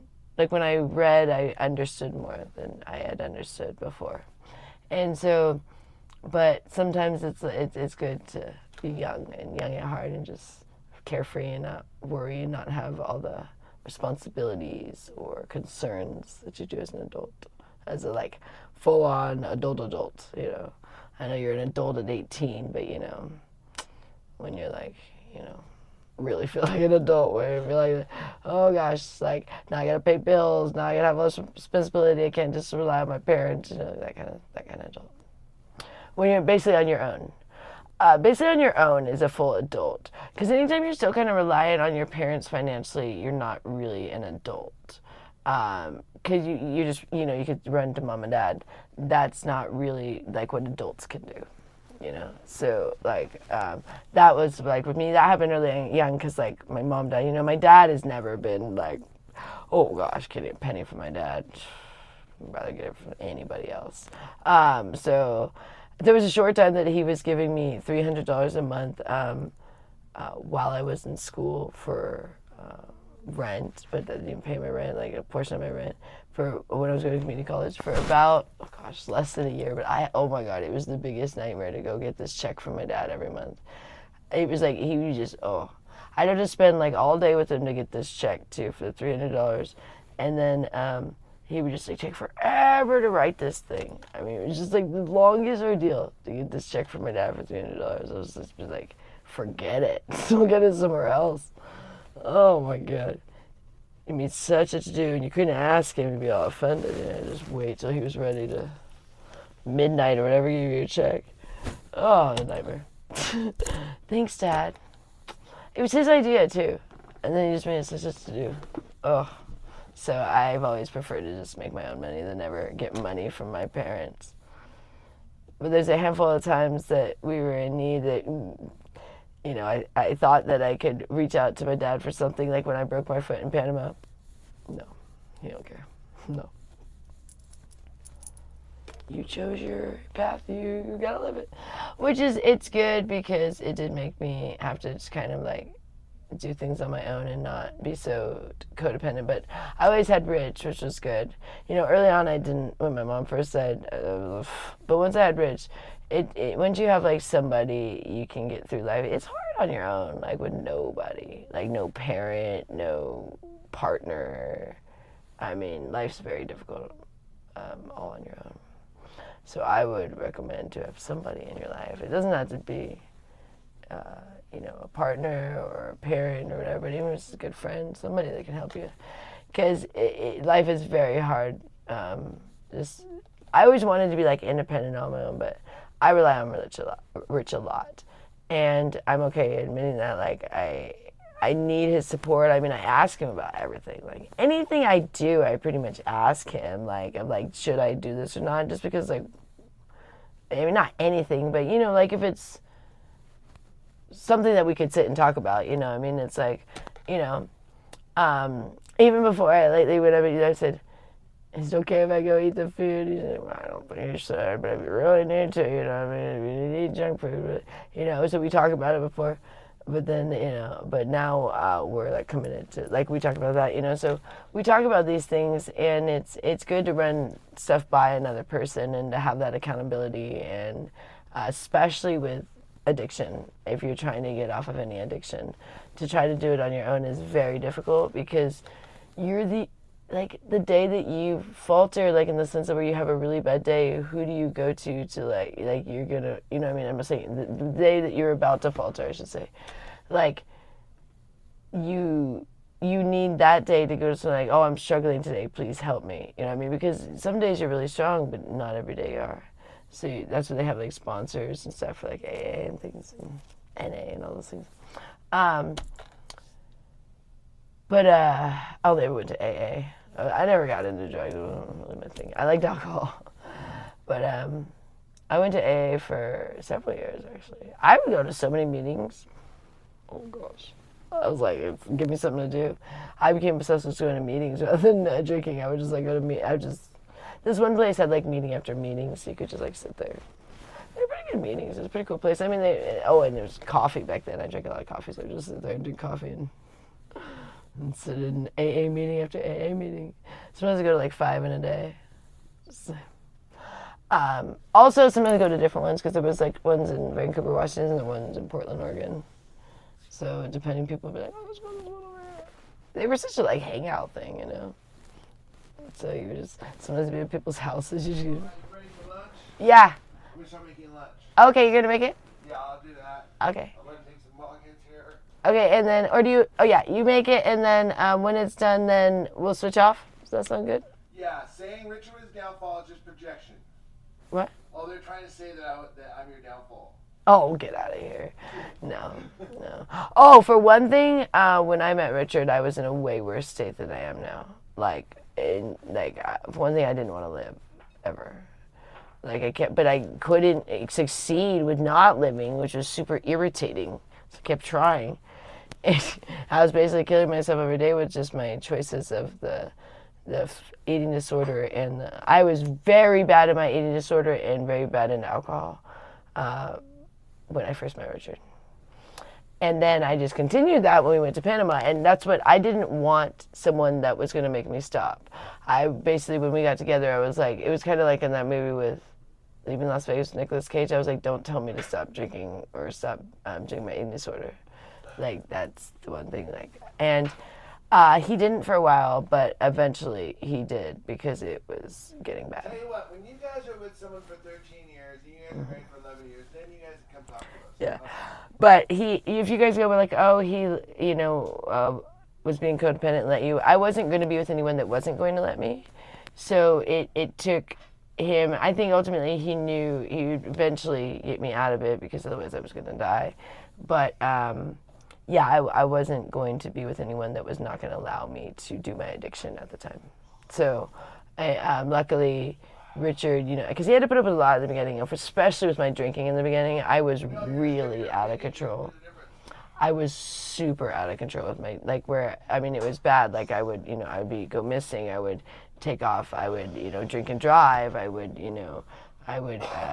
just freak out and just run off. I'd hurt myself, falling, or I'd, pass out everywhere. I'd pass out in public. I had to vomit, on people. It was bad. Yeah, I was that really bad drunk for a while. You couldn't take, it wouldn't take me long either. 2-3 drinks and I'm done. If I was doing any sort of cocktail.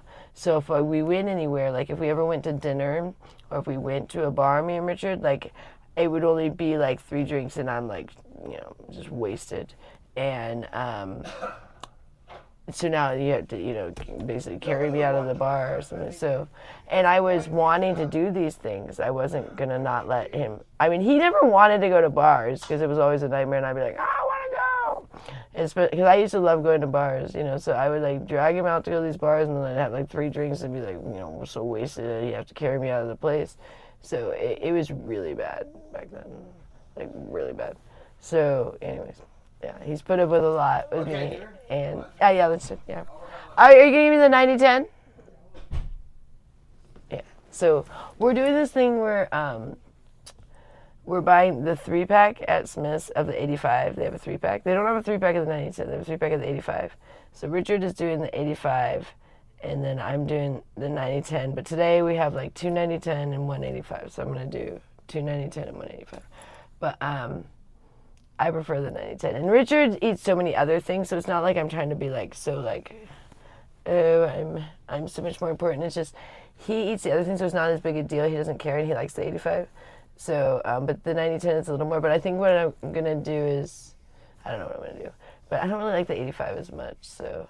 But I think we'll do it that way. That'll save us some money where he does. Today we only had to buy 5 pounds because we still had one. So it just depends on the day. Richard hasn't even been eating as much of the beef because he's been eating other things while we were eating junk food. But he also has been eating if there's anything else, like there was a roast the other day that Richard, finished, I think just yesterday. And, he'll eat things like that. And we're really trying to conserve on the money with how much we were spending with groceries. So, but we want Annette having 2 steaks a day because she really likes it. But it's not cheap, but what we're doing is we're trying to find the best, and not crappy steaks. We're trying to get the best deal of a good steak. And it doesn't have to be a ribeye or a New York, but not those, flank steaks. Nothing there's not enough protein for it. It has to be a hearty steak, like a top sirloin, that works. So, and the softer the better though with Annette. So the better grade of the steak for Annette is better because she has no teeth. I don't even know how she eats steak.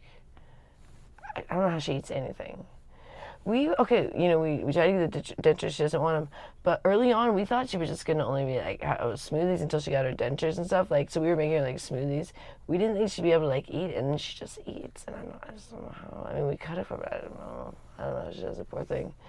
And we, see Annette, we're it's a good reminder, we need to not be eating all this sugar. Sugar is the worst thing for your teeth. I don't know if you guys know that. And then alcohol and all that stuff is not good, especially alcohol. It often has the sugar, but you often don't brush your teeth. The problem with you doing something like alcohol, you know, you probably like forget to. So, and drugs are always bad on your teeth. Like people that do drugs, I think they just forget to brush their teeth. You know, you see that people totally lose their teeth when they. So I think it's they just forget to, you know, have proper hygiene. But definitely sugar is just really bad on your teeth. I mean, that's what causes all cavities and stuff. So if you eat protein only, like the keto diet and not a lot of sugar, you will notice your teeth will get better and you won't have to go to the dentist as much. Like, because I haven't been to the dentist in a while and I need to, but like we can't afford it and everyone has like more important dental priorities than me.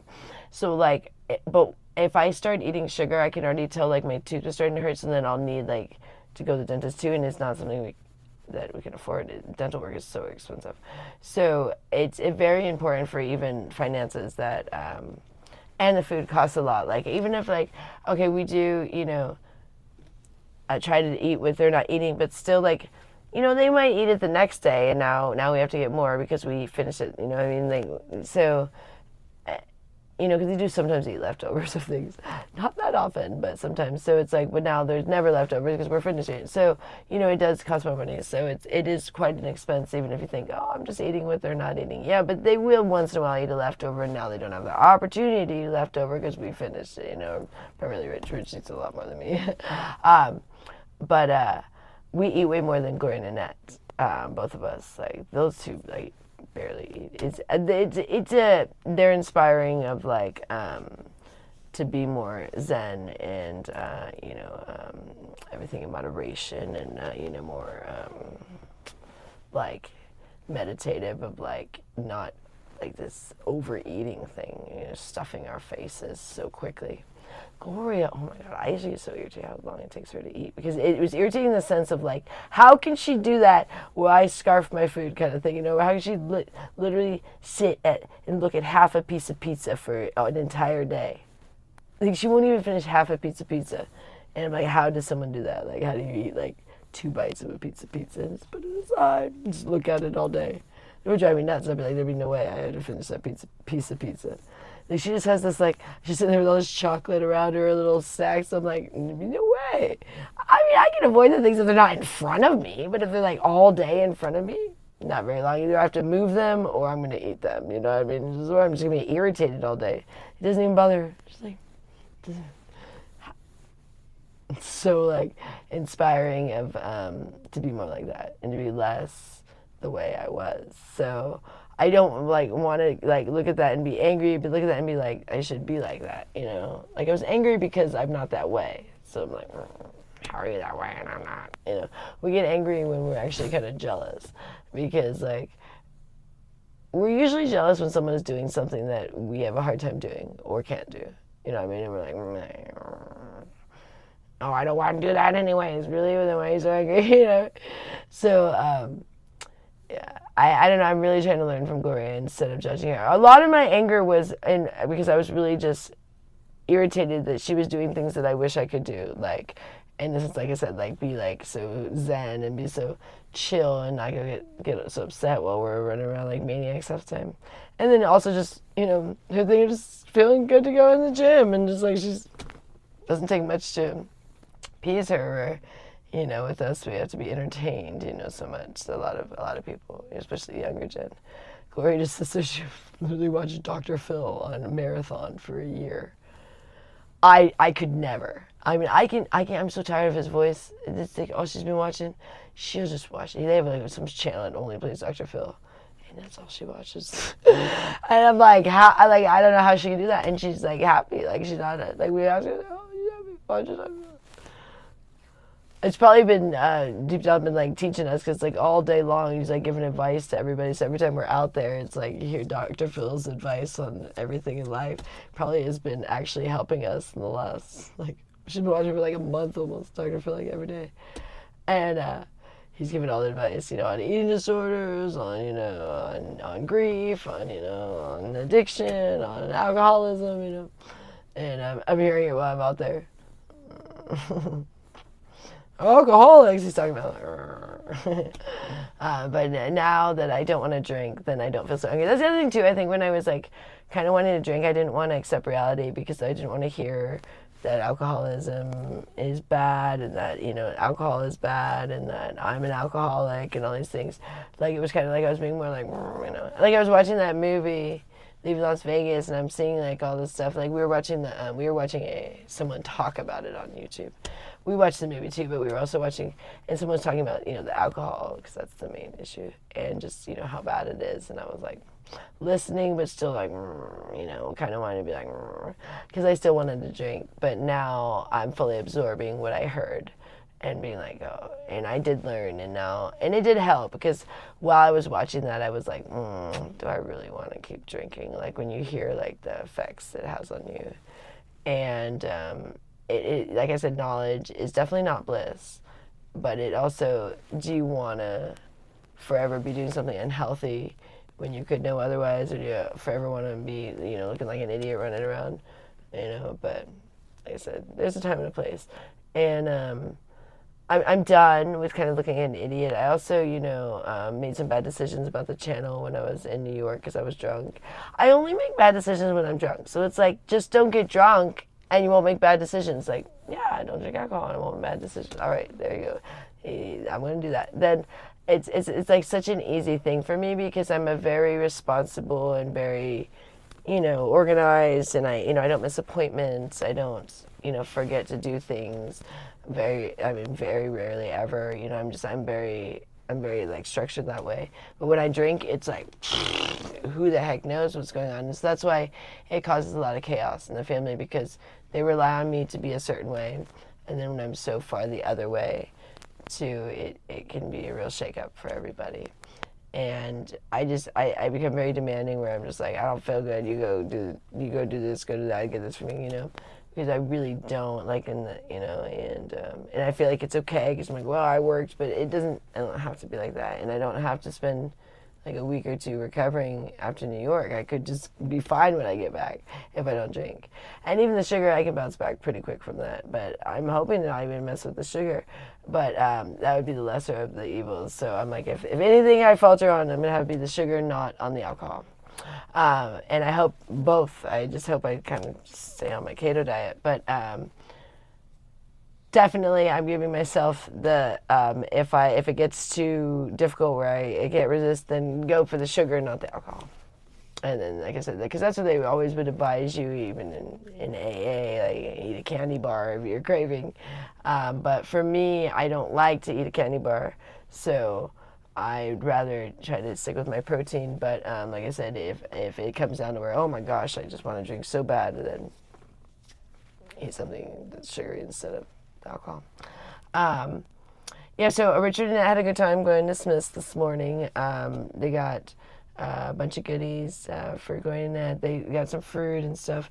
You know, all those things are not great for the ladies, but Gloria really loves fruit, and you know, she has diabetes, and she's taking her medicine now, so I'm like, you know what, get her fruit, because she doesn't like to have steak in the morning. Like, the three of us do. I mean, I don't like steak. I like my burgers. I don't like steak either, because steak is really heavy. But I like beef. Gloria doesn't like beef in the morning. She likes like very little protein. And if it's protein, primarily like bacon or sausage, like things that are more, you know, common for breakfast. But she loves things like pancakes and oatmeal. But lately, like Richard's been doing like, he'll give her like a half a bagel, because she will never eat a whole bagel. She'll even finish a half a bagel. And a little bit of fruit. And he gave her some sausage and eggs, and something. And we gave her the tea. So they're having their caffeine tea. So Annette's been getting a little bit more upset, but I don't know. Me and Rich had a little bit of a argument about it, because I'm like, she's getting kind of really irritable now with the caffeine. But he's like, you know what? Well, maybe she needs to be able to get irritable right now. Like, maybe she's feeling upset. So. But I just start to see more anger come out the more caffeine she has. So I'm going to keep watching it. But because she's just having some caffeine tea every day. But I can definitely just see she's such a sweet person without caffeine. And when she gets caffeine, it's kind of like me with alcohol, where she just starts, just more angry words come out. She's not smiling as much. But then there's moments that she does. So it's like, it's one of these hit and miss things. Like, there's moments that she's really smiling when she's on caffeine. So it's like, she has like a high euphoria, but then it's like it's the highs and lows. So you're seeing the extremes where she's more, even keel, but then it's like, well, if she wants to have a little caffeine, I don't want her to just be even keel all day. But if it gets bad where she starts acting like she used to, we'll have to cut out Annette's caffeine and just give it to Gloria. We'll give it to Gloria. Gloria can have a little caffeine tea. Never the coffee and not the caffeine sodas anymore. That was way too much caffeine, but just a little bit of caffeine tea. And it's hard because it does affect Annette. I mean, she does act different on caffeine, but I don't know if I want her to just be so tired and kind of like, like Eeyore either. So the highs and lows are kind of nice for her. But I also want us to make sure we're making the right decisions because we are responsible for Annette's health at this point because we've decided to take that on. So she depends on us to make the right decisions for what she needs to eat and drink, you know what I mean? So because we buy the food, you know what I mean? So it's like they don't, and they request things and we'll get it to them if they want, the other day they didn't want McDonald's, which was good, and they've been feeling better since they both didn't have McDonald's after dancing. Gloria was always wanting McDonald's or Taco Bell after dancing, but she didn't want it this last time, which was really fortunate because they both felt a lot better on Saturday morning as they go out Friday night. And as soon as we get that money coming back with us, it didn't come today. I'm sure it's like a 10-day thing. I'm so irritated. It's really irritating because money's a little tight right now this time of year, but I actually had worked really good and we got this good amount. And then they took it all with this bed thing on the authorization. So it's in this pending authorization thing, which for those who didn't, I guess there was an argument yesterday, people don't understand. It means if you go to, a lot of hotels will do this. If you stay at hotels, when you do a deposit, they'll just do it as an authorization, but it stays until you leave. So then once you leave, they release the authorization. But so the person that did the authorization can release it. And that's why I'm irritated because it should be a firm, should be the one releasing it, but they're saying they can't see it or they can't release it or something because there was an error. We're like, well, who's going to release the funds in? This is ridiculous. But it's an authorization that whoever had did it, they are the ones that have to release it. And you don't have access to that money. It's like in this abyss of it says, there is this amount of money in your account, but it's not available to you. It's like when you first put in a check, and if you put it in the ATM, and part of it will be available, and none of half of it will be available, or whatever, depending on the check. It's the same sort of thing, but those will clear off right away. But this is, I think we're waiting on a firm, but then they said we have to contact the bank, and it's a nightmare. So there's all this money in this abyss that as soon as it's released, we'll be fine. But it's great, thank you for that. Thank you for holding our funds because this time of year, we're not at the flexibility to have funds be just being held. The only good thing is it's some sort of savings a little bit, but we've been really struggling the last couple of days, because business is very hit and miss this time of year in Vegas. That's why I'm going to New York, and this amount of funds would have gotten us by, but now it's waiting. Because I have work coming up, in a couple of days, but it's these days I expected to have enough funds to get me by, and then they got taken away. So it's very frustrating. But the good thing is when they do come back, which I hope, I'm a little bit nervous. If they don't, oh man. I've had it was gift cards though. We've always gotten money back if your money went away. Well, except for in New York. That was more because we couldn't keep track. Some things, I don't know, they took money that we weren't aware. Everything got all haywire. But this time we know, so I'm hoping. But we did have our gift cards taken from Amazon, and I thought that couldn't happen, and it did. So I'm what's scary is a firm is saying they don't see the things because there was an error. Richard, and he did it 3 times, not knowing it was charging each time on a debit card. So it's, I don't know, if they just if this funds just go into the abyss, I'm gonna be pretty mad because I worked hard for that. And we need it. So, and there might not be opportunity to work hard until I go to New York. I would just work hard again, but there might not be enough business to get us by without those funds. So it's ridiculous. But hopefully it all works out. And hopefully the Tuesday is sometimes the day that more that the things post and things on your, I don't know if you know that, it's not always Monday, it's often Tuesday. But I have a feeling this is going to be a past Tuesday thing, and I'm going to be so irritated. But if it's past Tuesday, then it's like I don't know what day it's going to be. You know what I mean? What day are you going to release our funds? They're saying, well, wait, your bank can just reverse the charge, but it hasn't posted. One of them posted. So Richard went ahead and got that. Then that's a hold too to do a reverse charge. There's a hold. So one of them. So there's 3 units. One of them we're waiting for the charge back, but then the other 2 have not posted on any level. So it's like we can't do a chargeback. So it's like you're just okay. Like we see it on our statement. I don't know why you or the bank say claim you guys don't really see it. That's not cool. It's ridiculous. But anyways, so hopefully that gets resolved. But there's always something around here. And then we're going to DMV today. So that's going to be... I'm hoping it's not too long since they have an appointment. When I went, it was only about an hour if you have an appointment. But no one likes going. We're going to all forego. I figure that everybody's going to suffer. More, I just want to make sure, like, we have the right paperwork. So I don't know. I just kind of... We wouldn't send Gloria and Annette by themselves. And then Rich is like, you just go. I'm like, no, you're coming with me. So we're all four going to go. I think we're good. I guess it's good when we kind of all go together. We're kind of doing more family stuff now. We're definitely not leaving Gloria out of anything. Oh, and we're working on, okay, her bed arrives tomorrow or the next day, just depending on, when they ship it. And they're going to install it immediately when they come. Yeah, and it's the frame that lifts. So we're going to try to deal with that. And then today, I don't know what time he's coming over. Gloria knows. There's a gentleman coming over, the guy that cut the tree, wrong, is coming, it might not be fall, it's probably this water thing. He's coming to look at the tree, but we're also going to ask him if he knows anybody that, could hang the blinds for an affordable rate, because these guys do, things cheap. And, because it's going to take us days to hang those blinds. I'm out there for Gloria and Annette, whereas these guys could probably do it in an hour or two, as long as, right now, like I said, we don't really have fun, so it might not be. I wanted to first get a quote, and if it's too much, then we'll just figure it out. But if it's something that's affordable enough, then hopefully we'll have enough by the time the guys come over. I'm hoping to be like $50 to $100 to hang some blinds. I hope, because these guys just do things for cheap, like friends of friends. But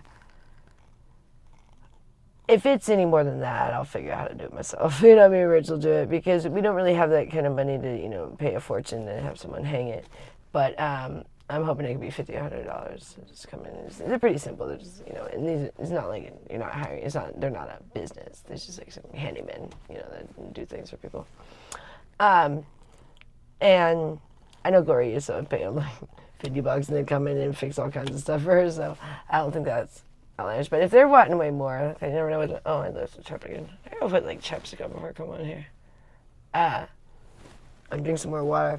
I talk for all these hours and I get like, I smoke weed. So weed, I don't know if you guys know this, gives you like cotton mouth. And then I smoke weed right before coming here, and then I talk for all this time. So you're just like a cotton mouth, you get like dry lips. Mm-hmm. And I'm also in the desert, so that doesn't help. I'm so much more hydrated in New York. I do enjoy when I go to New York, although my hair is more frizzier there, but it's so much more like luxurious. Like you can just feel like the moisture in it. And when you shower, the water is so hard here. It's very strong here. Like we have a great shower in the sense it's super strong, but it's very hard water. So you can feel that it's not great for your hair or skin. Like it's harsh. They have Gloria and our husband John had one of those water softener things, and it's in the garage. I don't know how it works if it's a company you sign up with, but we have the thing out there, but we don't bother with things like that, but we probably should, because the water is pretty harsh. But in New York, I can just feel when I shower, like, I can feel like, moisture coming to my skin, because it's, the humidity there is much nicer than here, but the humidity can be not so good either, but when you have no humidity for a while, you don't mind a little humidity, but it does get really hot down in the subway sometimes, oof, when it's humid, oh dear. yeah, I'm looking forward to going. I know this is not the best time for in the sense of like if you don't like humidity, but like I said, I don't mind a little humidity. Sometimes it gets a little much, but the healthier I am, the more it doesn't bother me. So the less healthy you are, the more weather bothers you. So when I'm unhealthy, I'll get colder and hotter. But when I'm healthy, I like acclimate pretty good. And so I'm really looking forward for a little moisture, but I like having both. You know, I like going to New York and living in Vegas. I don't want to live in New York. And Richard keeps like, he wants us all four to go to, I'm like, we're not all four going to New York. like to live. I said, it's just too expensive, but it's not right for everybody. It's not like, it's hard living in New York. Like Gloria's 82, she doesn't need to be in New York. And Annette doesn't need to be in that much chaos. Like Annette likes where she walks and there's like no one around, you know.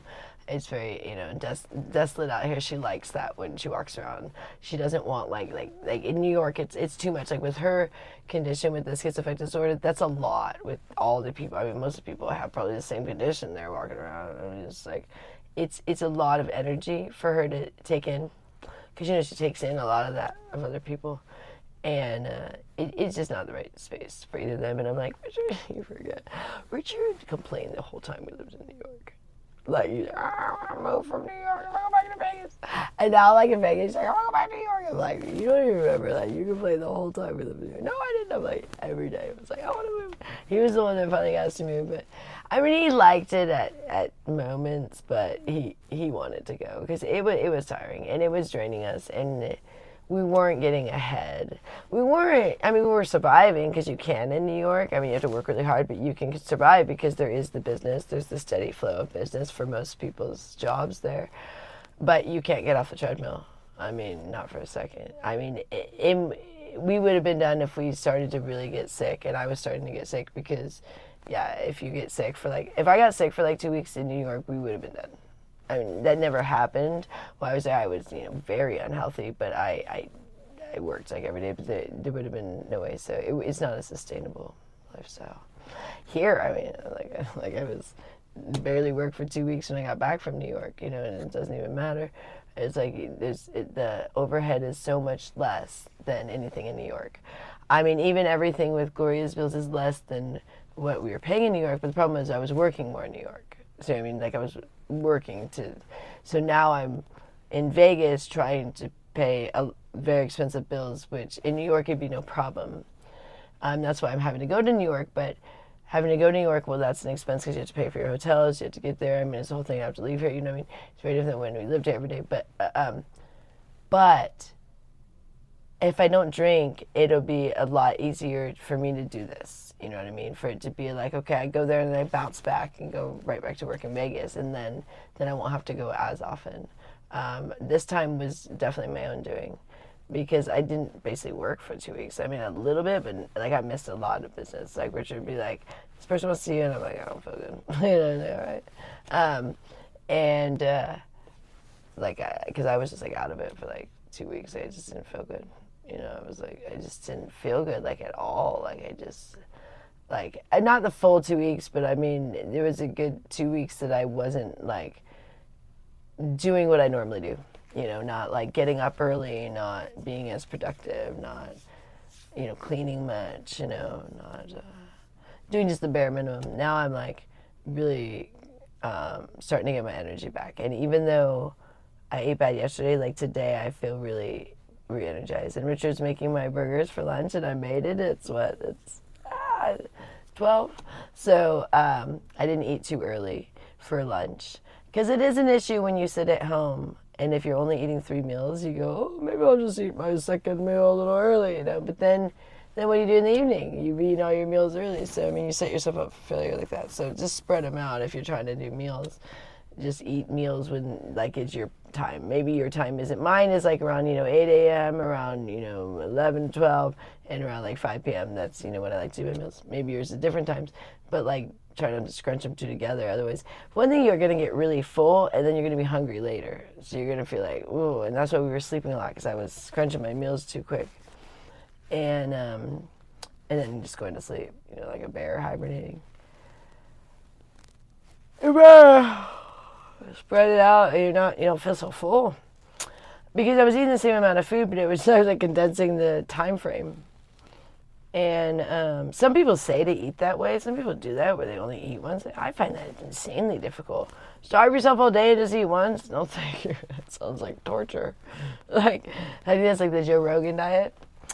And it helps for some people because then they don't, eat all day, I guess. But, man, that seems like torture to, like, all day wait to, like, have your one big, like, splurge. Also, it feels like that's a lot on your digestive system, where you're now packed in all this, like you didn't eat all day and now you packed in everything all at once. I think it's better to eat small meals. I mean, that's what I've always heard, to eat small meals, And we just do the 3 meals, but, some people, I mean, I could break it up. I could make it be like 2, because I'll eat a pound. So I could do like half pound, and make it be 6 meals if I wanted to, but I just find it's easiest to do 3. But yeah, I eat like 3 pounds of meat, so it's a lot of beef. But I feel like I have a lot of energy when I do that. I feel a little better actually when I do like a little less than 3, like more like 2 pounds. But lately, when you're first trying to quit alcohol or sugar, you sometimes have to eat a little more meat than you would later.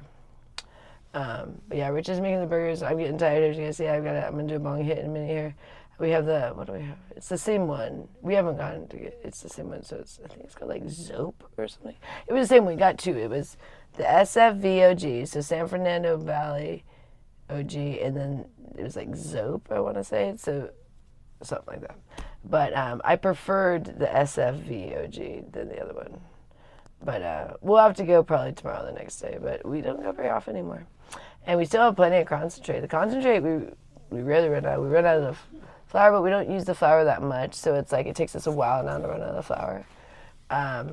Like, we haven't gone in several days, and then I think we won't go for a couple more days. So it actually has been saving us a fortune, too. And it wasn't that we didn't want to do concentrate, we just didn't want, like, the whole rig. Oh, gosh, the phone is ringing again? How did that happen? Oh, that's you. Why are you calling? Why are you calling? Why would he be calling? Why are you calling? Oh, I didn't mean to, but I was uploading a video. Let you call. I have on Dietary, but let you call. Hey, buddy. All right. Is my burgers almost done? Yeah. Are you making my 90-10? 90-10, yep. Yay. Good. Richard is actually the best at making the burgers, but he doesn't always like doing it, so I do it sometimes. But he cooks actually for the first couple years we were together. He's actually a really good cook, and I didn't. My mom cooked a bit when I was young, but more before my dad left. So a lot of my memories of her cooking a lot of like really interesting things were more like up until I was like 6 or 7, and then once my dad died, it became a lot more of like a lot of frozen stuff, a lot of like fish sticks and stuff, and frozen fish sticks and French fries and stuff like that, chicken nuggets. But when my mom got married to my stepdad, she never cooked as well as she did with my dad. I don't think she cared once it came to the second marriage. So like she made a handful of things, but when I was young, she baked a lot and cooked a lot, I remember. But so I learned a bit, as a child, but then, like I said, it was a short time. And then I never really cooked with my mom again, probably since the time I was like 6 or 7. And so I just didn't really have a lot of experience with really cooking on any level. I mean, I could bake. I can make really good cookies. But Richard was the one that taught me how to make meat. I had no idea how to make meat. For one thing, I was a vegan for like 11 years. So I'd never learned how to make meat. And I used to be the worst at making meat. I mean, you guys saw even when you were first started with the blog, I was making like these biscuit hamburgers. I'm just starting to now compress them down finally. But yeah, I was really bad with making meat. And so Richard cooked for the first couple of years we were together. And I've learned, but he's still better at making meat. For one thing, he gets it hotter. I have a little bit more of a fear of the really hot pan, and definitely the flames. He'll get it like flaming. And yeah, so I feel like men are better at making meat than women, but that's a little bit of a sexist thing to say. But I do feel like it's often like the men are out there in the barbecuing where the women are, and making the salads and the pastas and the casseroles. So my mom made like a lot of casseroles. Richard wanted me to start maybe making a couple of those things for the ladies. So like one of my mom's favorite things was called spinach bake. And what it is it's spinach, rice, eggs, mozzarella cheese, and you bake that, and then you put spaghetti sauce on top after it's baked. But it's a very filling thing because rice, it expands in your stomach and is very filling. So it's a very substantial meal. And then like another thing she would make is like stuffed shells was something she really, really liked making. She really liked. Has anybody ever had? Oh gosh, what was it called? Oh god, I can't even think of it. But she made a lot of like chicken fettuccine. But there was one thing she would make where it was like can't remember. It was like spaghetti and crab and like clam sauce or something. She would make like spaghetti noodles, but put like this clam sauce in it. I don't know, like that you get in a can or something. Just interesting things like that. I don't know, like pretty standard things, but like those. Oh, and then she made this thing called she called it potato pepperoni, where it was basically pizza minus the crust, and instead you use potatoes. So you put everything in a skillet, your potatoes, and then you put the cheese and the sauce and the pepperonis in there with the potatoes. You first cook the potatoes, not raw potatoes in there, but you cook the potatoes so they're all cooked, and then you and you add that. So then basically your potatoes are like the crust for the pizza. So there's a handful of little things like that, but not a lot of things. My family really liked waffles. We had a waffle iron, so they made waffles sometimes on a Saturday morning. That'd be a big deal. Like we all, like when my parents were still married, we would go out, like each person would have their different tasks, like, there'd be like stirring the egg whites, the egg yolks, or, whatever. The egg whites are fun because they get all fluffy, And we had one of them Belgian waffle makers, the ones that are on the stove, where the big ones, they make like huge waffles. So that's like kind of the stuff we did. My mom made a lot of biscuits, a lot of like apple pies and, cakes and cookies. But she didn't have a whole lot of meals that she did. I think we didn't eat very much like beef as a child. It was a lot of not steak. No, never steak. Well, steak would be a huge, treat. That was like once in a lifetime thing. A lot of chicken. I think we ate a lot of salad and fruit. My mom was all about the salad and fruit. But Richard is making my burgers. I am getting tired here, so I'm running out of things to say. I have like a max of like how long I can like talk. Where I don't know. It's like Richard thinks I can talk forever. I'm like, no, I have a limit. I do. Where I just like I kind of like run out of things to say. Like I don't know, because I can talk quite a bit, but then I'm like I kind of like hit my capacity where. But then if you give me a break, then I might be able to talk again and babble on about nothing. But yeah, I have the ability to talk for a long time by myself. Look at that. Oh, here they come in. I got my favorite bowl. Oh. All right, so you take them. Yeah. I'm going to do a bong hit. Thank you for the wonderful burgers. Fabulous. I'm so excited. They look fabulous. Have your microphone. Oh, yeah. There you go.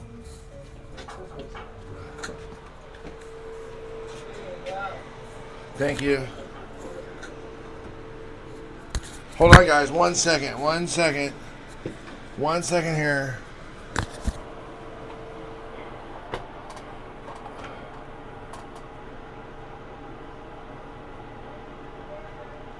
You're welcome. I love you. Hold on, guys. Let me turn off the fan.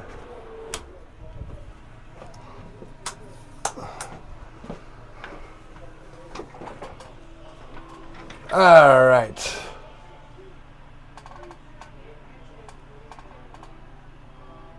What? Oh, I forgot. Yeah, I think hopefully it's tonight.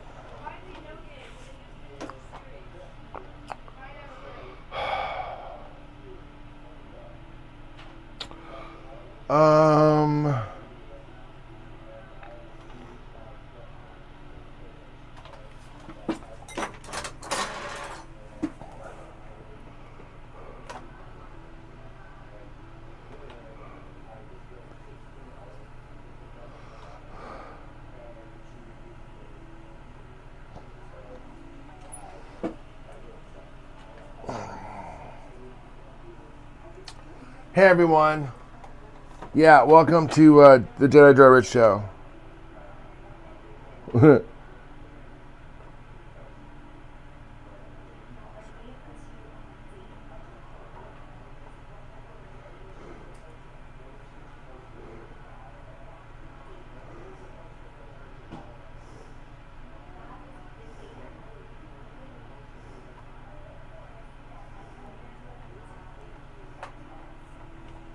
Okay, guys, what's going on today?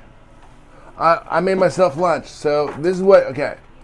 I'm back on the meat train, okay? As you guys know, someone was in here and she was calling me chunky.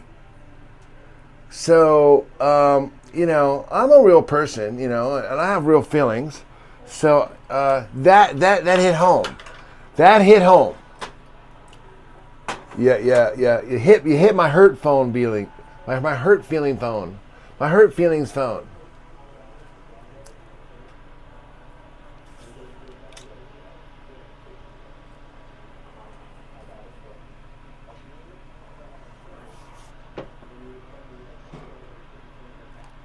So I think these glasses got set. They're a little crooked.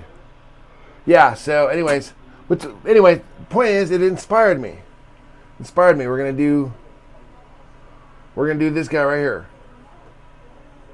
We're gonna enjoy this goodness right here.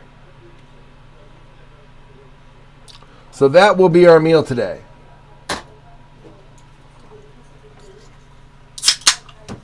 Cheers, everybody.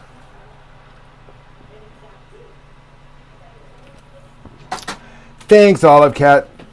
I really appreciate that. Here's your glass. Oh, thanks. Thank you so much for the burgers. Do you want me to put some card in the burgers? No, I'm all good. No, thank you.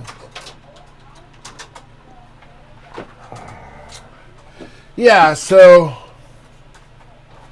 you know, I mean, it's not like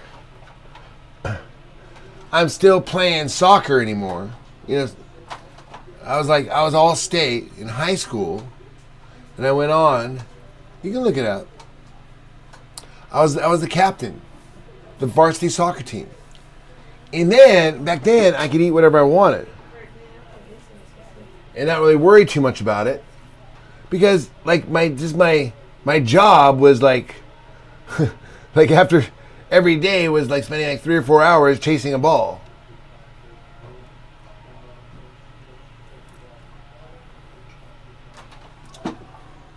Cheers, everybody.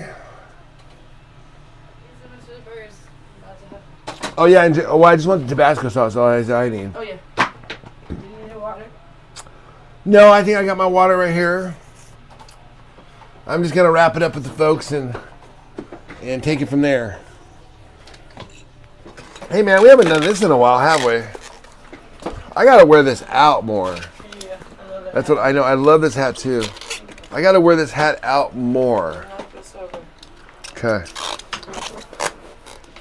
And then let me do this. Oop. Give me a little more rocking room.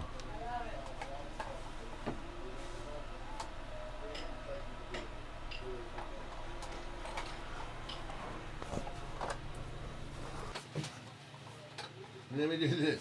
Come on. We're gonna do my theme song.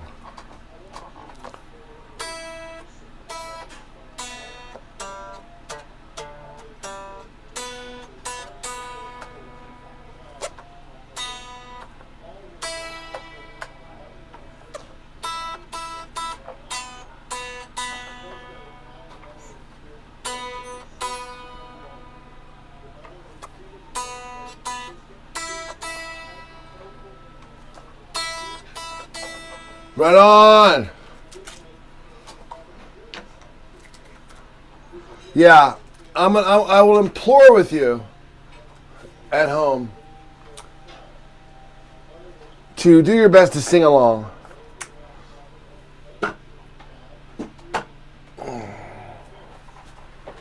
I got to put on my rocket shoes. Hold on. Can't be barefoot.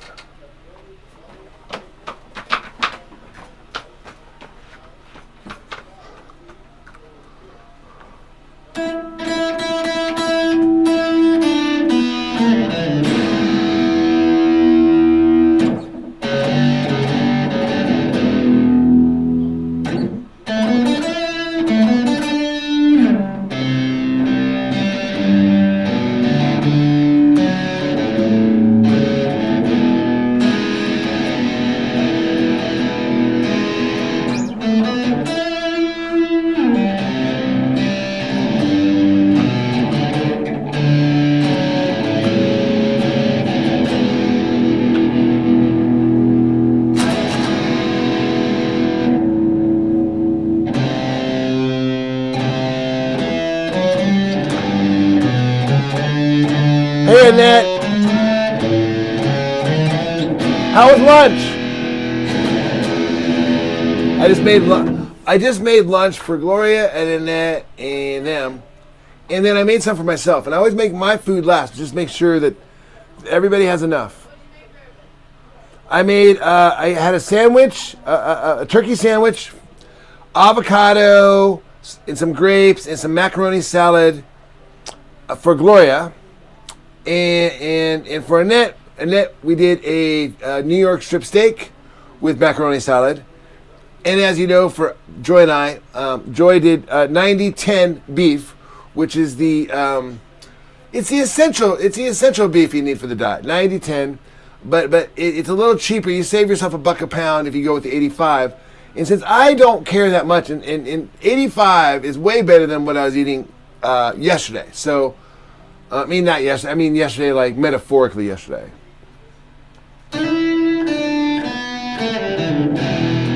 This is my theme song. Yo, what?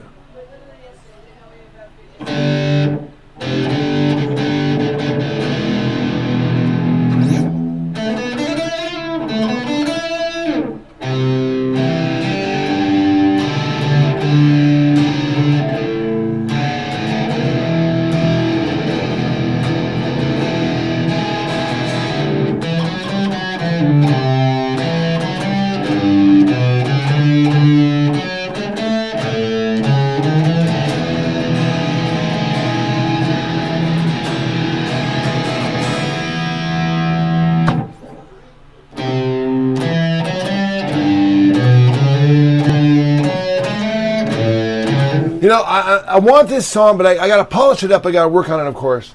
But when I get it together, I want it to be coming together and just be hitting like, bum, bum, bum, bum, bum, bum, bum, bum. I want to be coming in like on my horse, you know, like with a nice silhouette, and then of course my posse behind me, you know.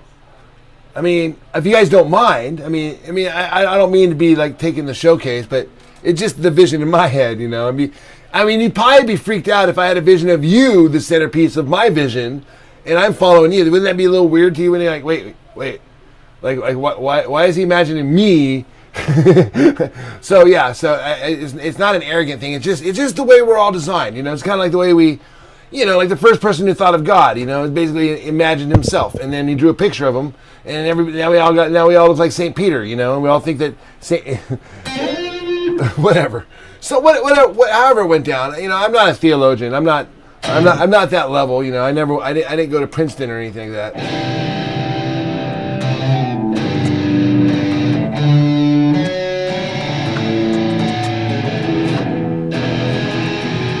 But I am going to run for president. Hey, Patriot Ginger, what's up? Hey, good to see you.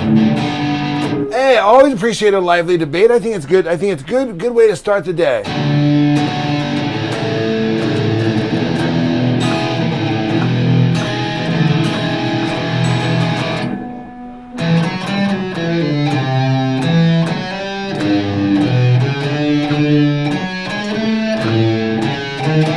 You know, and not just gonna be me. Like okay, sure, it shows up. Like maybe like as I come over, maybe it actually shows everybody else first.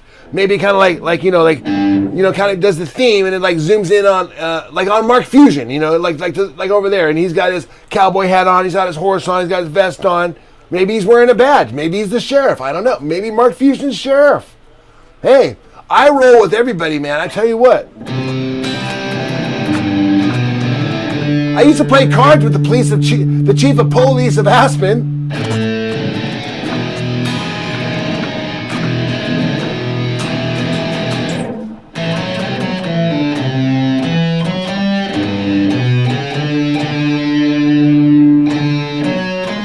You know, just like a little cutaway. Also starring Mark Fusion as the sheriff.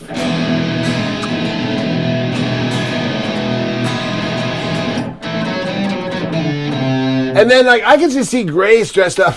I mean, just to throw Grace in there. Like,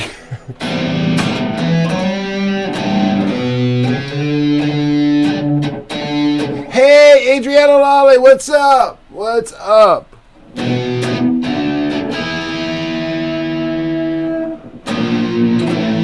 And of course, there's Andrea.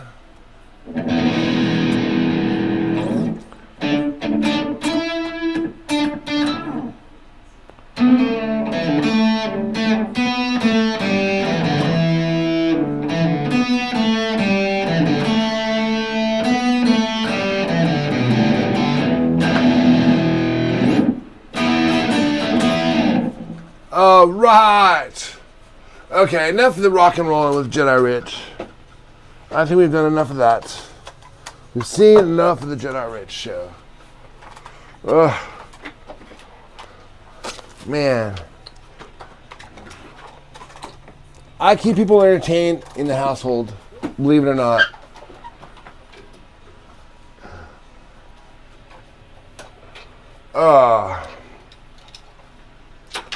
Okay. So what's going on, guys? Let's figure it out. Hey, do me a favor, hit the likes.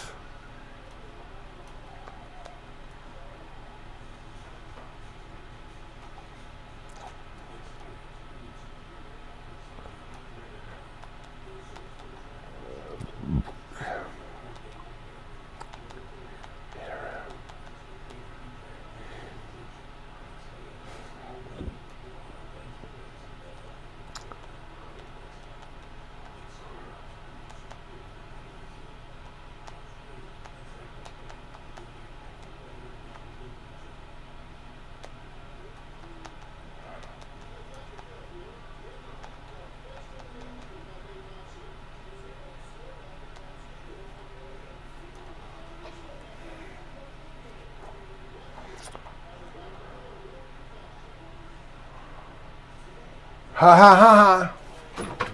Whoa. Okay, guys. Adrian D, thanks for the kisses. You're not cleaning houses.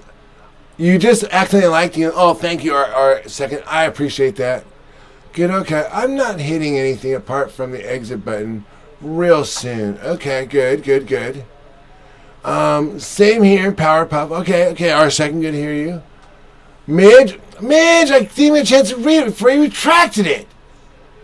I thought this is a pink top hot chick channel. No, I think you got the old bait and switch, bro. Listen, thanks for joining in today. I am done unless anybody has anything else to say. Yeah, big hugs to everybody. Thank you, Cobra. Thank you, Tressa. We'll see you guys all later. It's been a real fine day. I really enjoyed hanging out with you guys. We will be back. YouTube is mean AF. Yeah, well, when are you going to stop controlling Joy? Well, she was given enough money for some kind of vehicle. She is just getting, oh, that's good. Get some real help, why don't you? You mean like from you? Have a wonderful, blessed day. I sure will. Thank you so much. Thank you guys for being so kind. Really good to see you guys. You know, we're just in the struggle like everybody else. Except we're going a little deeper. We went a little deeper.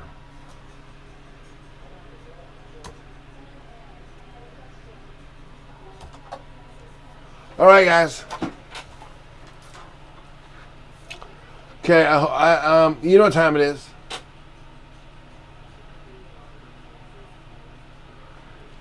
It's time to share the sunshine.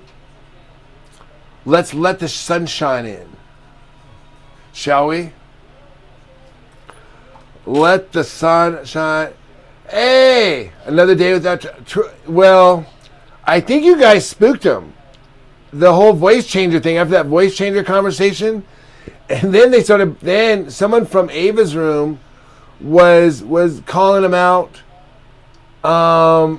like calling him out as a fake in our room, like over there, and he was getting all freaked out, and then he just disappeared. He just like deleted from the server, doesn't respond, like gone. So you guys might have been onto something. So thank you for keeping us safe. Although it was nice to have a donor, even though he was. The problem is he, like for a couple bucks, he's getting a little too. He was encroaching a little bit. It's kind of scary. Kind of sad, But I'm an easy target, bro. I don't like Tony Stark. If Tony Stark played soccer, yeah. Do you play soccer, man? Let's play some soccer. All of you guys are doing. I know, man. I mean, that's the thing, is that everyone is getting better. I mean, I can see it, and I wouldn't have put it up there if I didn't think that this was going to happen. I mean, I could see. That's why I was a little delayed on showing the disaster of the house.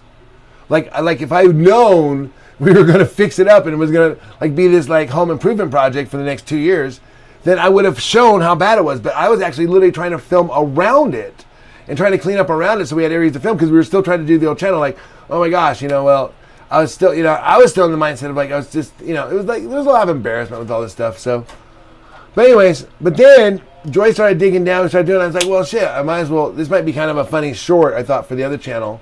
Or no, because this wasn't even going on. This was the weight loss force. So this was going to go on our other channel, which is on the Naked Jedi. And so we were kind of like, okay, we'll put this on somewhere. And then we put this up here, and we started kind of just doing it. And then pretty soon, everybody was digging the family, and everybody on YouTube was like, holy shit, look at those bed bugs, holy shit, look at all this stuff. I'm like, yeah, but look, it's getting better. I know it's going to. Trust me. Just stick with me. What did Matthew say? Who said it earlier today? Someone said, trust the plan. Trust the plan. So it's one of those things, just trust the plan, man. So, and now, 2 years later, you can say, wow, good thing we did, because today we have to get our licenses today at 3 o'clock, 3:15, which is another thing. I think someone's bitching, like saying that I need to be like with Joy, or I refuse to get, that's false. I don't refuse to get a job. That's bullshit. Joy had to convince me to like just basically not work, convince me to want to stay home with families, convince me to do, it's easy going to a job. You have a list of shit you need to do all day, you just do it. No matter what job it is, you got stuff to do. I mean, it's like, great. At home, it's a different story. You got people, you got things, you got, moms, you guys know what I'm talking about. It's not, there's not typically a list. And if there is a list, it always kind of just changes because there's real people involved. I mean, they're not employees, is what I mean. You can't just be like, no, it's on the list, this is what we're doing. I mean, do you guys do that? I mean, does that work? I mean, I know it wouldn't work in our household. It's fine, Riss. At least you're finally starting on it. Well, I know. I was a little late behind it, Rob. I'm not saying I should be given the best son or best brother of the year award, but I'm saying, like, these, for what I'm doing now, instead of like constantly like bashing me like every second, like the last 3 years, I've been focused on getting this shit right, And so it's like I get, yeah. It's like, but it's like, when does a person get a reprieve? Hey, do me a favor. Join the Discord.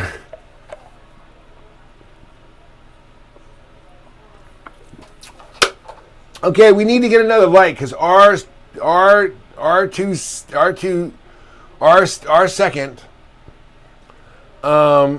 unliked it. So I need one more like to compensate for his like. Midge, come on, man. You owe me at least one like. After all this, thank you. After all this time, you can at least donate a like. Showing you guys fixing up and cleaning up the house would be some of your they sure would. I know, but listen, that stuff takes time and money. But guess what we're getting? We're getting Gloria, a brand new bed. And also there's a lot of like emotional stuff involved, you guys. There's not just, yeah, it'd be easy. Okay, if it was my job to sit here and watch someone else take care of their family, it'd be so easy for me to tell them what to do. I could say, dude, you need to be home. Hey, bro, do this, do that, do that. But when you're actually in the mix of it, and the things are, and by the way, a lot of this stuff is we document it, like we document it because it's not easy. If it was easy and we made it look easy, then we'd just be bragging, So I don't know. Maybe we are the only family that struggles. We might be. I know I'm not trying to be facetious at all. The way when I hear from Ava and the way they talk about, and Ruby and everybody, they act like they've, like, oh yeah, man, life, like, geez, what the hell's wrong with you guys? And it's like, yeah, I get it. Okay, we might be unique, and maybe that's why you're watching, and I think that's what their sense is. But my thought is that, there's a lot of families out there that promote themselves as like the perfect families, and there's a lot of people that look really healthy that promote themselves as perfectly healthy, that don't really show you like how they got there. They don't show the struggle. They just They're just there, and all they're doing is saying, hey, do what I did, and like getting in your face about it. And it's like, well, of course I would do what you did, but from my perspective, it appears that you're flying and I'm standing down here. And it appears that you're just flapping your arms to fly. But no matter how hard I do that, I don't fly. So I get it. So are you trying to say you're better? I mean, like, what's your point? It's like I'm trying to say, look, come down off the pedestals, get rid of all the filters, get rid of all the bullshit. Although filters are helpful sometimes with color filters, but I'm talking metaphorically. But get rid of all that stuff and step down and be a real person, and be like, look, man, I know it's tough getting on this diet, and I've jumped off of it, and now I'm trying to get back on it, and so when you guys say, oh gosh, that's a trouble, how do you do that? How do you do it? Exactly, it's hard, but if I do it enough times and I show you that, look, it's 2 days of basically doing something that's really uncomfortable in order to improve your health for the rest of your life. Okay, 2 days. The first 2 days, and I know this, and I'm doing it now. I'm always talking about it. Joy's been talking about it for weeks, and that's just her process. She goes on and on, like every day she's like, okay, this is the last day, and we all know it's not her last day. But at some point, I know when it's done, and I know now she's done. I can tell she's done. So once she's done, it makes it a lot easier for me to be done. And that's the partnership. That's what we're talking about. Like you guys don't see that. Either you don't have a supportive partner or you've never been in a supportive partner relationship, but that's the sort of relationship we have. And whether you like it, what we do or not, that's your opinion. Remember that. It's your opinion. Everyone has an opinion. Got it? So when you say, oh, your life is meaningless, I'm just stating facts, sorry you don't like the truth. No. You're stating your opinion, and I don't like your opinion. So just make sure that we understand it, because you called people dumb that didn't like to hear the truth. No. People, that's not what it is. What is going on with this thing? I feel like I'm being encroached by my own wall. The walls are caving in. Midge, what do you think about Chelsea? That soccer team. How'd they do?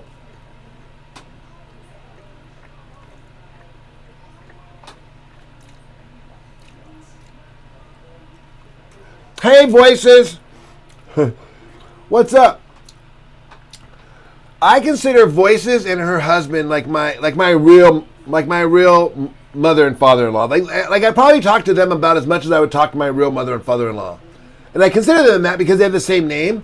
And honestly, they'd be great parents. I mean, especially parent-in-laws. Parent-in-laws, oh my gosh. Her husband's a UFO hunter. I mean, shit. Okay. What's the guy's biggest fear is that, like, the dad's a big hunter, right? And you got to go hunting with the dad. Oh my gosh. Because you don't know how good the hunter, and that's like a real test of a man. UFO hunting, man, I am ready for it. I am so ready. But if you wanted to go hunting buck or hunting something that I had to go kill, I'd be like, Voices, can I just stay home and maybe we could just do like chicken pot pies or something vegetarian? Sorry. Hi, Voices. Hey, guys. I'm glad you guys stopped in for 5 minutes. Your sitting position combined with your hair. What is it? What about it? Would you prefer this way?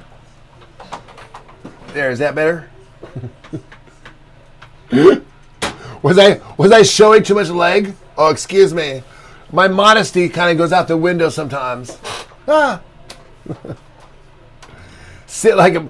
Look, these guys, Voices, all day long, they started, I think Ava kicked it off, because they're trying to say that a real man doesn't stay home and take care of his sister, mom, and wife. Real man goes out and gets a job and pays for people to do those things. And I said, no, wait, hold on. Yes, if that's... Okay, it doesn't define the man. I'm not saying it doesn't make the man. That is definitely a great way to go. Is that if you have things to do that you are needed somewhere, like you're helping more than just your family, helping many families, Hell yeah. Pay the guy so he can pay someone to take care of his family. But not everybody can do that. And also, I don't really want the pressure of that.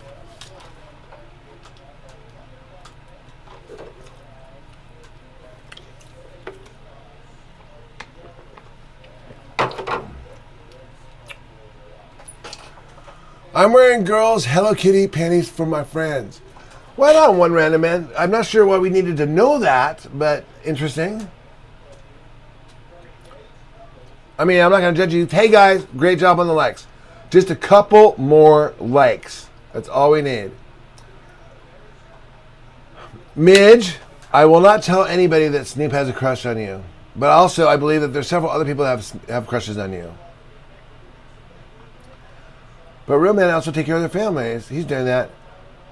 I've done both. You know, I did one. Look, if I would have gone the way... Okay. Let's put it this way. I've done what they're suggesting I should do, but then life happened. Shit happened.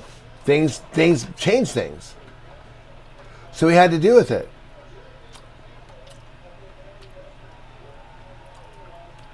And also, they keep saying like somehow that like that we're benefiting by being here. Well, I mean, think about it. It makes 0 sense. I mean, for us to be here, we have to travel and be apart every 2 months. Now, she has to go there and come back. Go there and come back. You guys know that. Like, oh my gosh, you go to New York again. Right. I mean, if it was up to us, we would, I mean, okay, if we were just thinking about just ourselves and nobody else, we would just live in New York, save a ton of money in travel and hotels, and just rent a place and send money back here. Or not. But the thing is that would be... Does anybody think that would be a good idea? I'm just curious. Does anybody think that would be a good idea for Joy and I to leave, to live in New York City, and just to send money back here? And just have Gloria at 83 years old go do the grocery shopping, go deal with traffic, take Annette to the doctors, take herself to the doctor. Does anybody think that's a good idea? I'm just curious.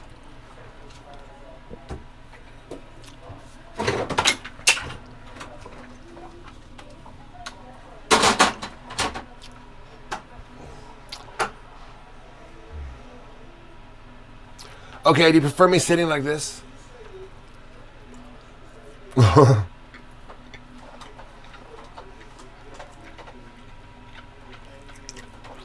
We've been sending money? We've been sending money here for years. How do you think we've been paying the bills? Do you know where she lives? Shaban, you don't even know us. You're just projecting, man. And you're going off what other people say. Stop that. People take stuff and they leave out decades of receipts.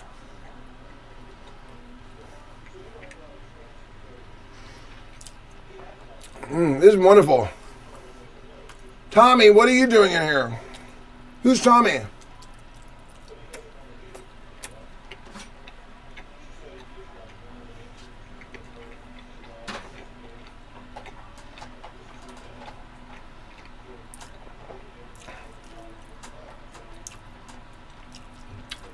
Hi, Pearl. Hey, what's going on? We always chat like on the... I see you on the boards. I always say, hey, thanks. You bring there stops people taking advantage of it. You know, that's true.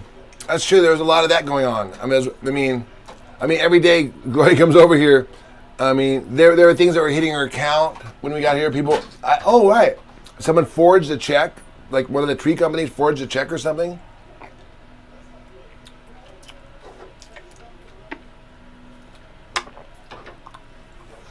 Hi, Yolanda. How are you? Are you having a good day? You're in the UK, but I don't know the king.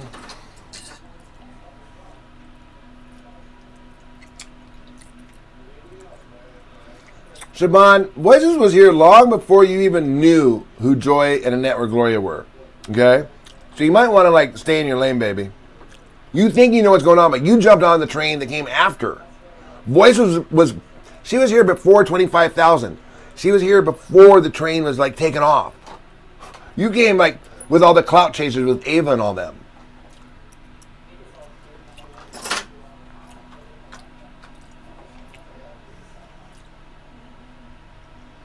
Although I'm a little chubbier, but you know what? Some people say, okay, I'm not trying to say.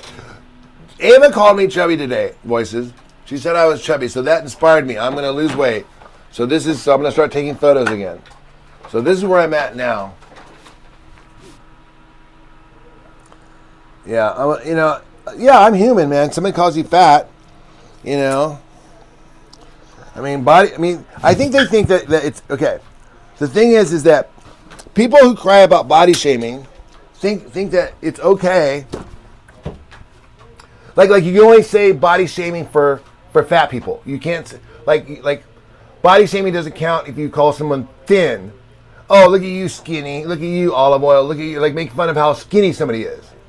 Like, you're not allowed to call somebody like Fat Albert. You're not allowed to call somebody fat. But those same people think it's okay to shame someone who's thin. Or in this case, me, a male, like I don't have any feelings. Well, I got called fat today. Well, now I'm changing my diet. Now I know that I'm not like obese. However, I know I'm also not like, ready to go hit like the runway, So that being said, I just want to state that out there for everybody who has ever experienced what I've experienced from mean people who make fun of people that aren't as young or as wealthy or as hot as them.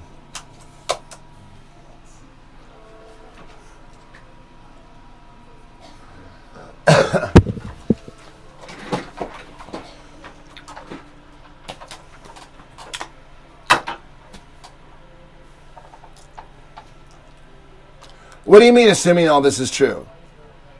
You don't see Joy going to New York City every 7 weeks? Those are facts. She goes every 2 months now. And it's been like that ever since COVID, but it's definitely been like that since we got back from Vegas. Got back to Vegas from New York. So I don't know how assuming any of that is true. Now, as far as our living situation, we're a married couple. We're doing the best we can, and that room wasn't inhabitable when we got here. She was already sleeping out there. You can see it. The front room we cleaned up the front room way better than the back room. This room was filled with all the boxes. It was overloaded. She had my dad's dirty underwear in there. She didn't want to be in. That's where my dad died. My dad died in the bed where you were asking her to sleep. Right next to her. He died in that bed. I have a photo of it. And it was the same bed and same sheets. His underwear is still there. His clothes are still there after 10 years. Okay. So I appreciate you wanting to help out. And I appreciate you wanting to just dictate how things go around inside this household. But this isn't your family. You weren't here. You don't know what it was like. And I pray that you never have to have that experience. But you're really tagging yourself to have a real awakening someday. But my point is that the more arrogant you are, the harder it is that when you get knocked off your horse, it is for you to get back up. Trust me. So just bring it down a notch. You don't know everything that goes on around here. All right, guys. So I hope that answers your question there. She called me chunky, she said, yeah, Rich, you got chunky. I know, man, that sucked. So now I'm on the beef train. So when you guys see me, you guys are going to call me, you guys can start calling me Eugene Clooney pretty soon. You start calling me Eugene Clooney, you know where it all started, okay? I'm totally going to do, man, I got a creative idea. We could do a Eugene Clooney channel. The first thing that comes to mind is Jedi Rich in stilettos and lingerie and this super skinny. You know the video I'm talking about? Yeah. All right, guys. If I were you, Rich, I would. If I were Rich, I would visit you all. Oh, thanks. I thought you meant if you were me. Thanks. You know what? If I was wealthy, I would come visit you in Spain. Maybe we will do that. That might be fun.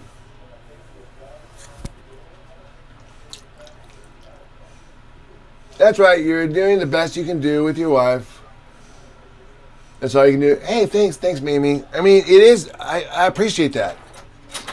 And the thing is, we've always tried to make like to be happy in like no matter what situation we were in. So I guess that's probably why we're able to handle where we're at.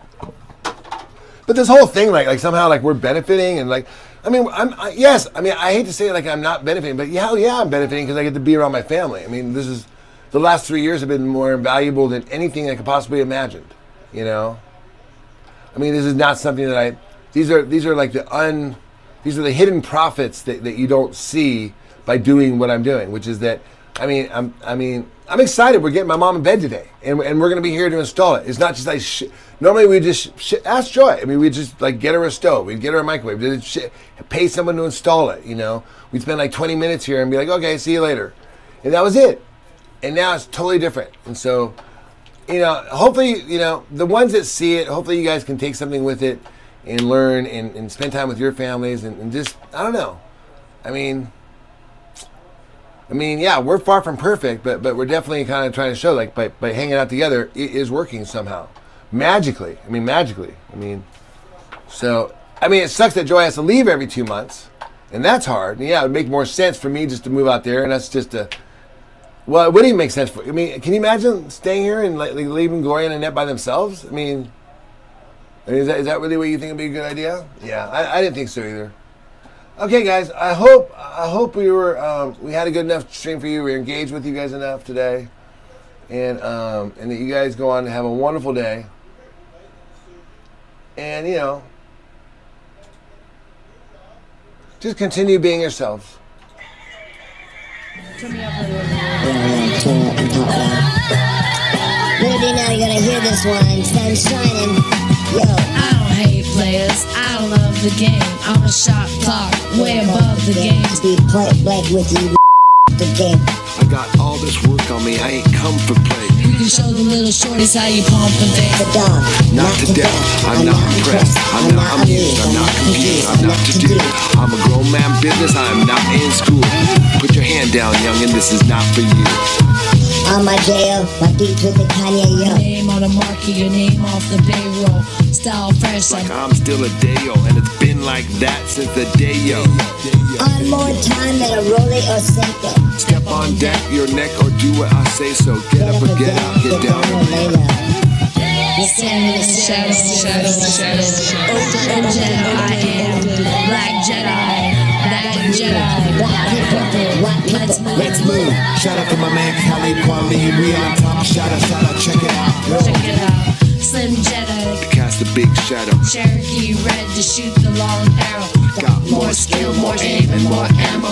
You can get it all from a big or small barrel like Hail Mary, full of grace, Jedi. Come and shoot up the place and make you pull up your face. The deck. I pull out the ace from the jungles of the Empire State where there ain't no escape. 247 718, and that's like every night and every day. From the place that I settle insane to the states, I'm collecting my pay. Blast off and I'm back to the cave. Hold it down for my family straight. Representing a family way. Football, not for amateur play. Being Ross is an amateur stage. Before the president, the camera's raised. Like a long-time man of the way, you understanding me straight. Yeah, no doubt. Excellence. And that's what it is, you see.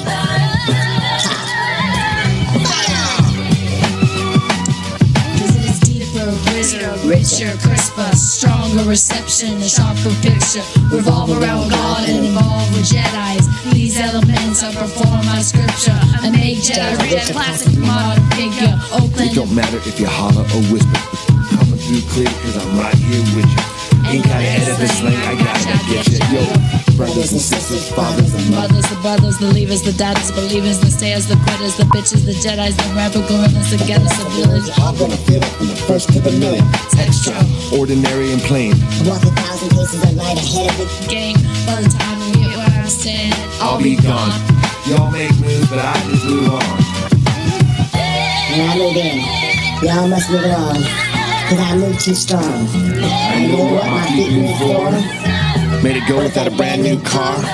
Made it fresh without a brand new song. I can give a fuck what kind of brand you are. I'm more concerned what kind of man you are.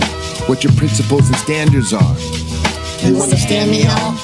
Be good to your family, y'all. No matter where your families are.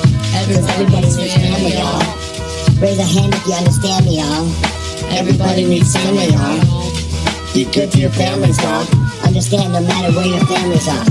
Everybody needs family, dog. Raise your hand, you understand me, pa. That's what it is, my man. My family, my pencil Pete, my man too. All the loved one behind the walls. Daniel D9, Gregory Hedges,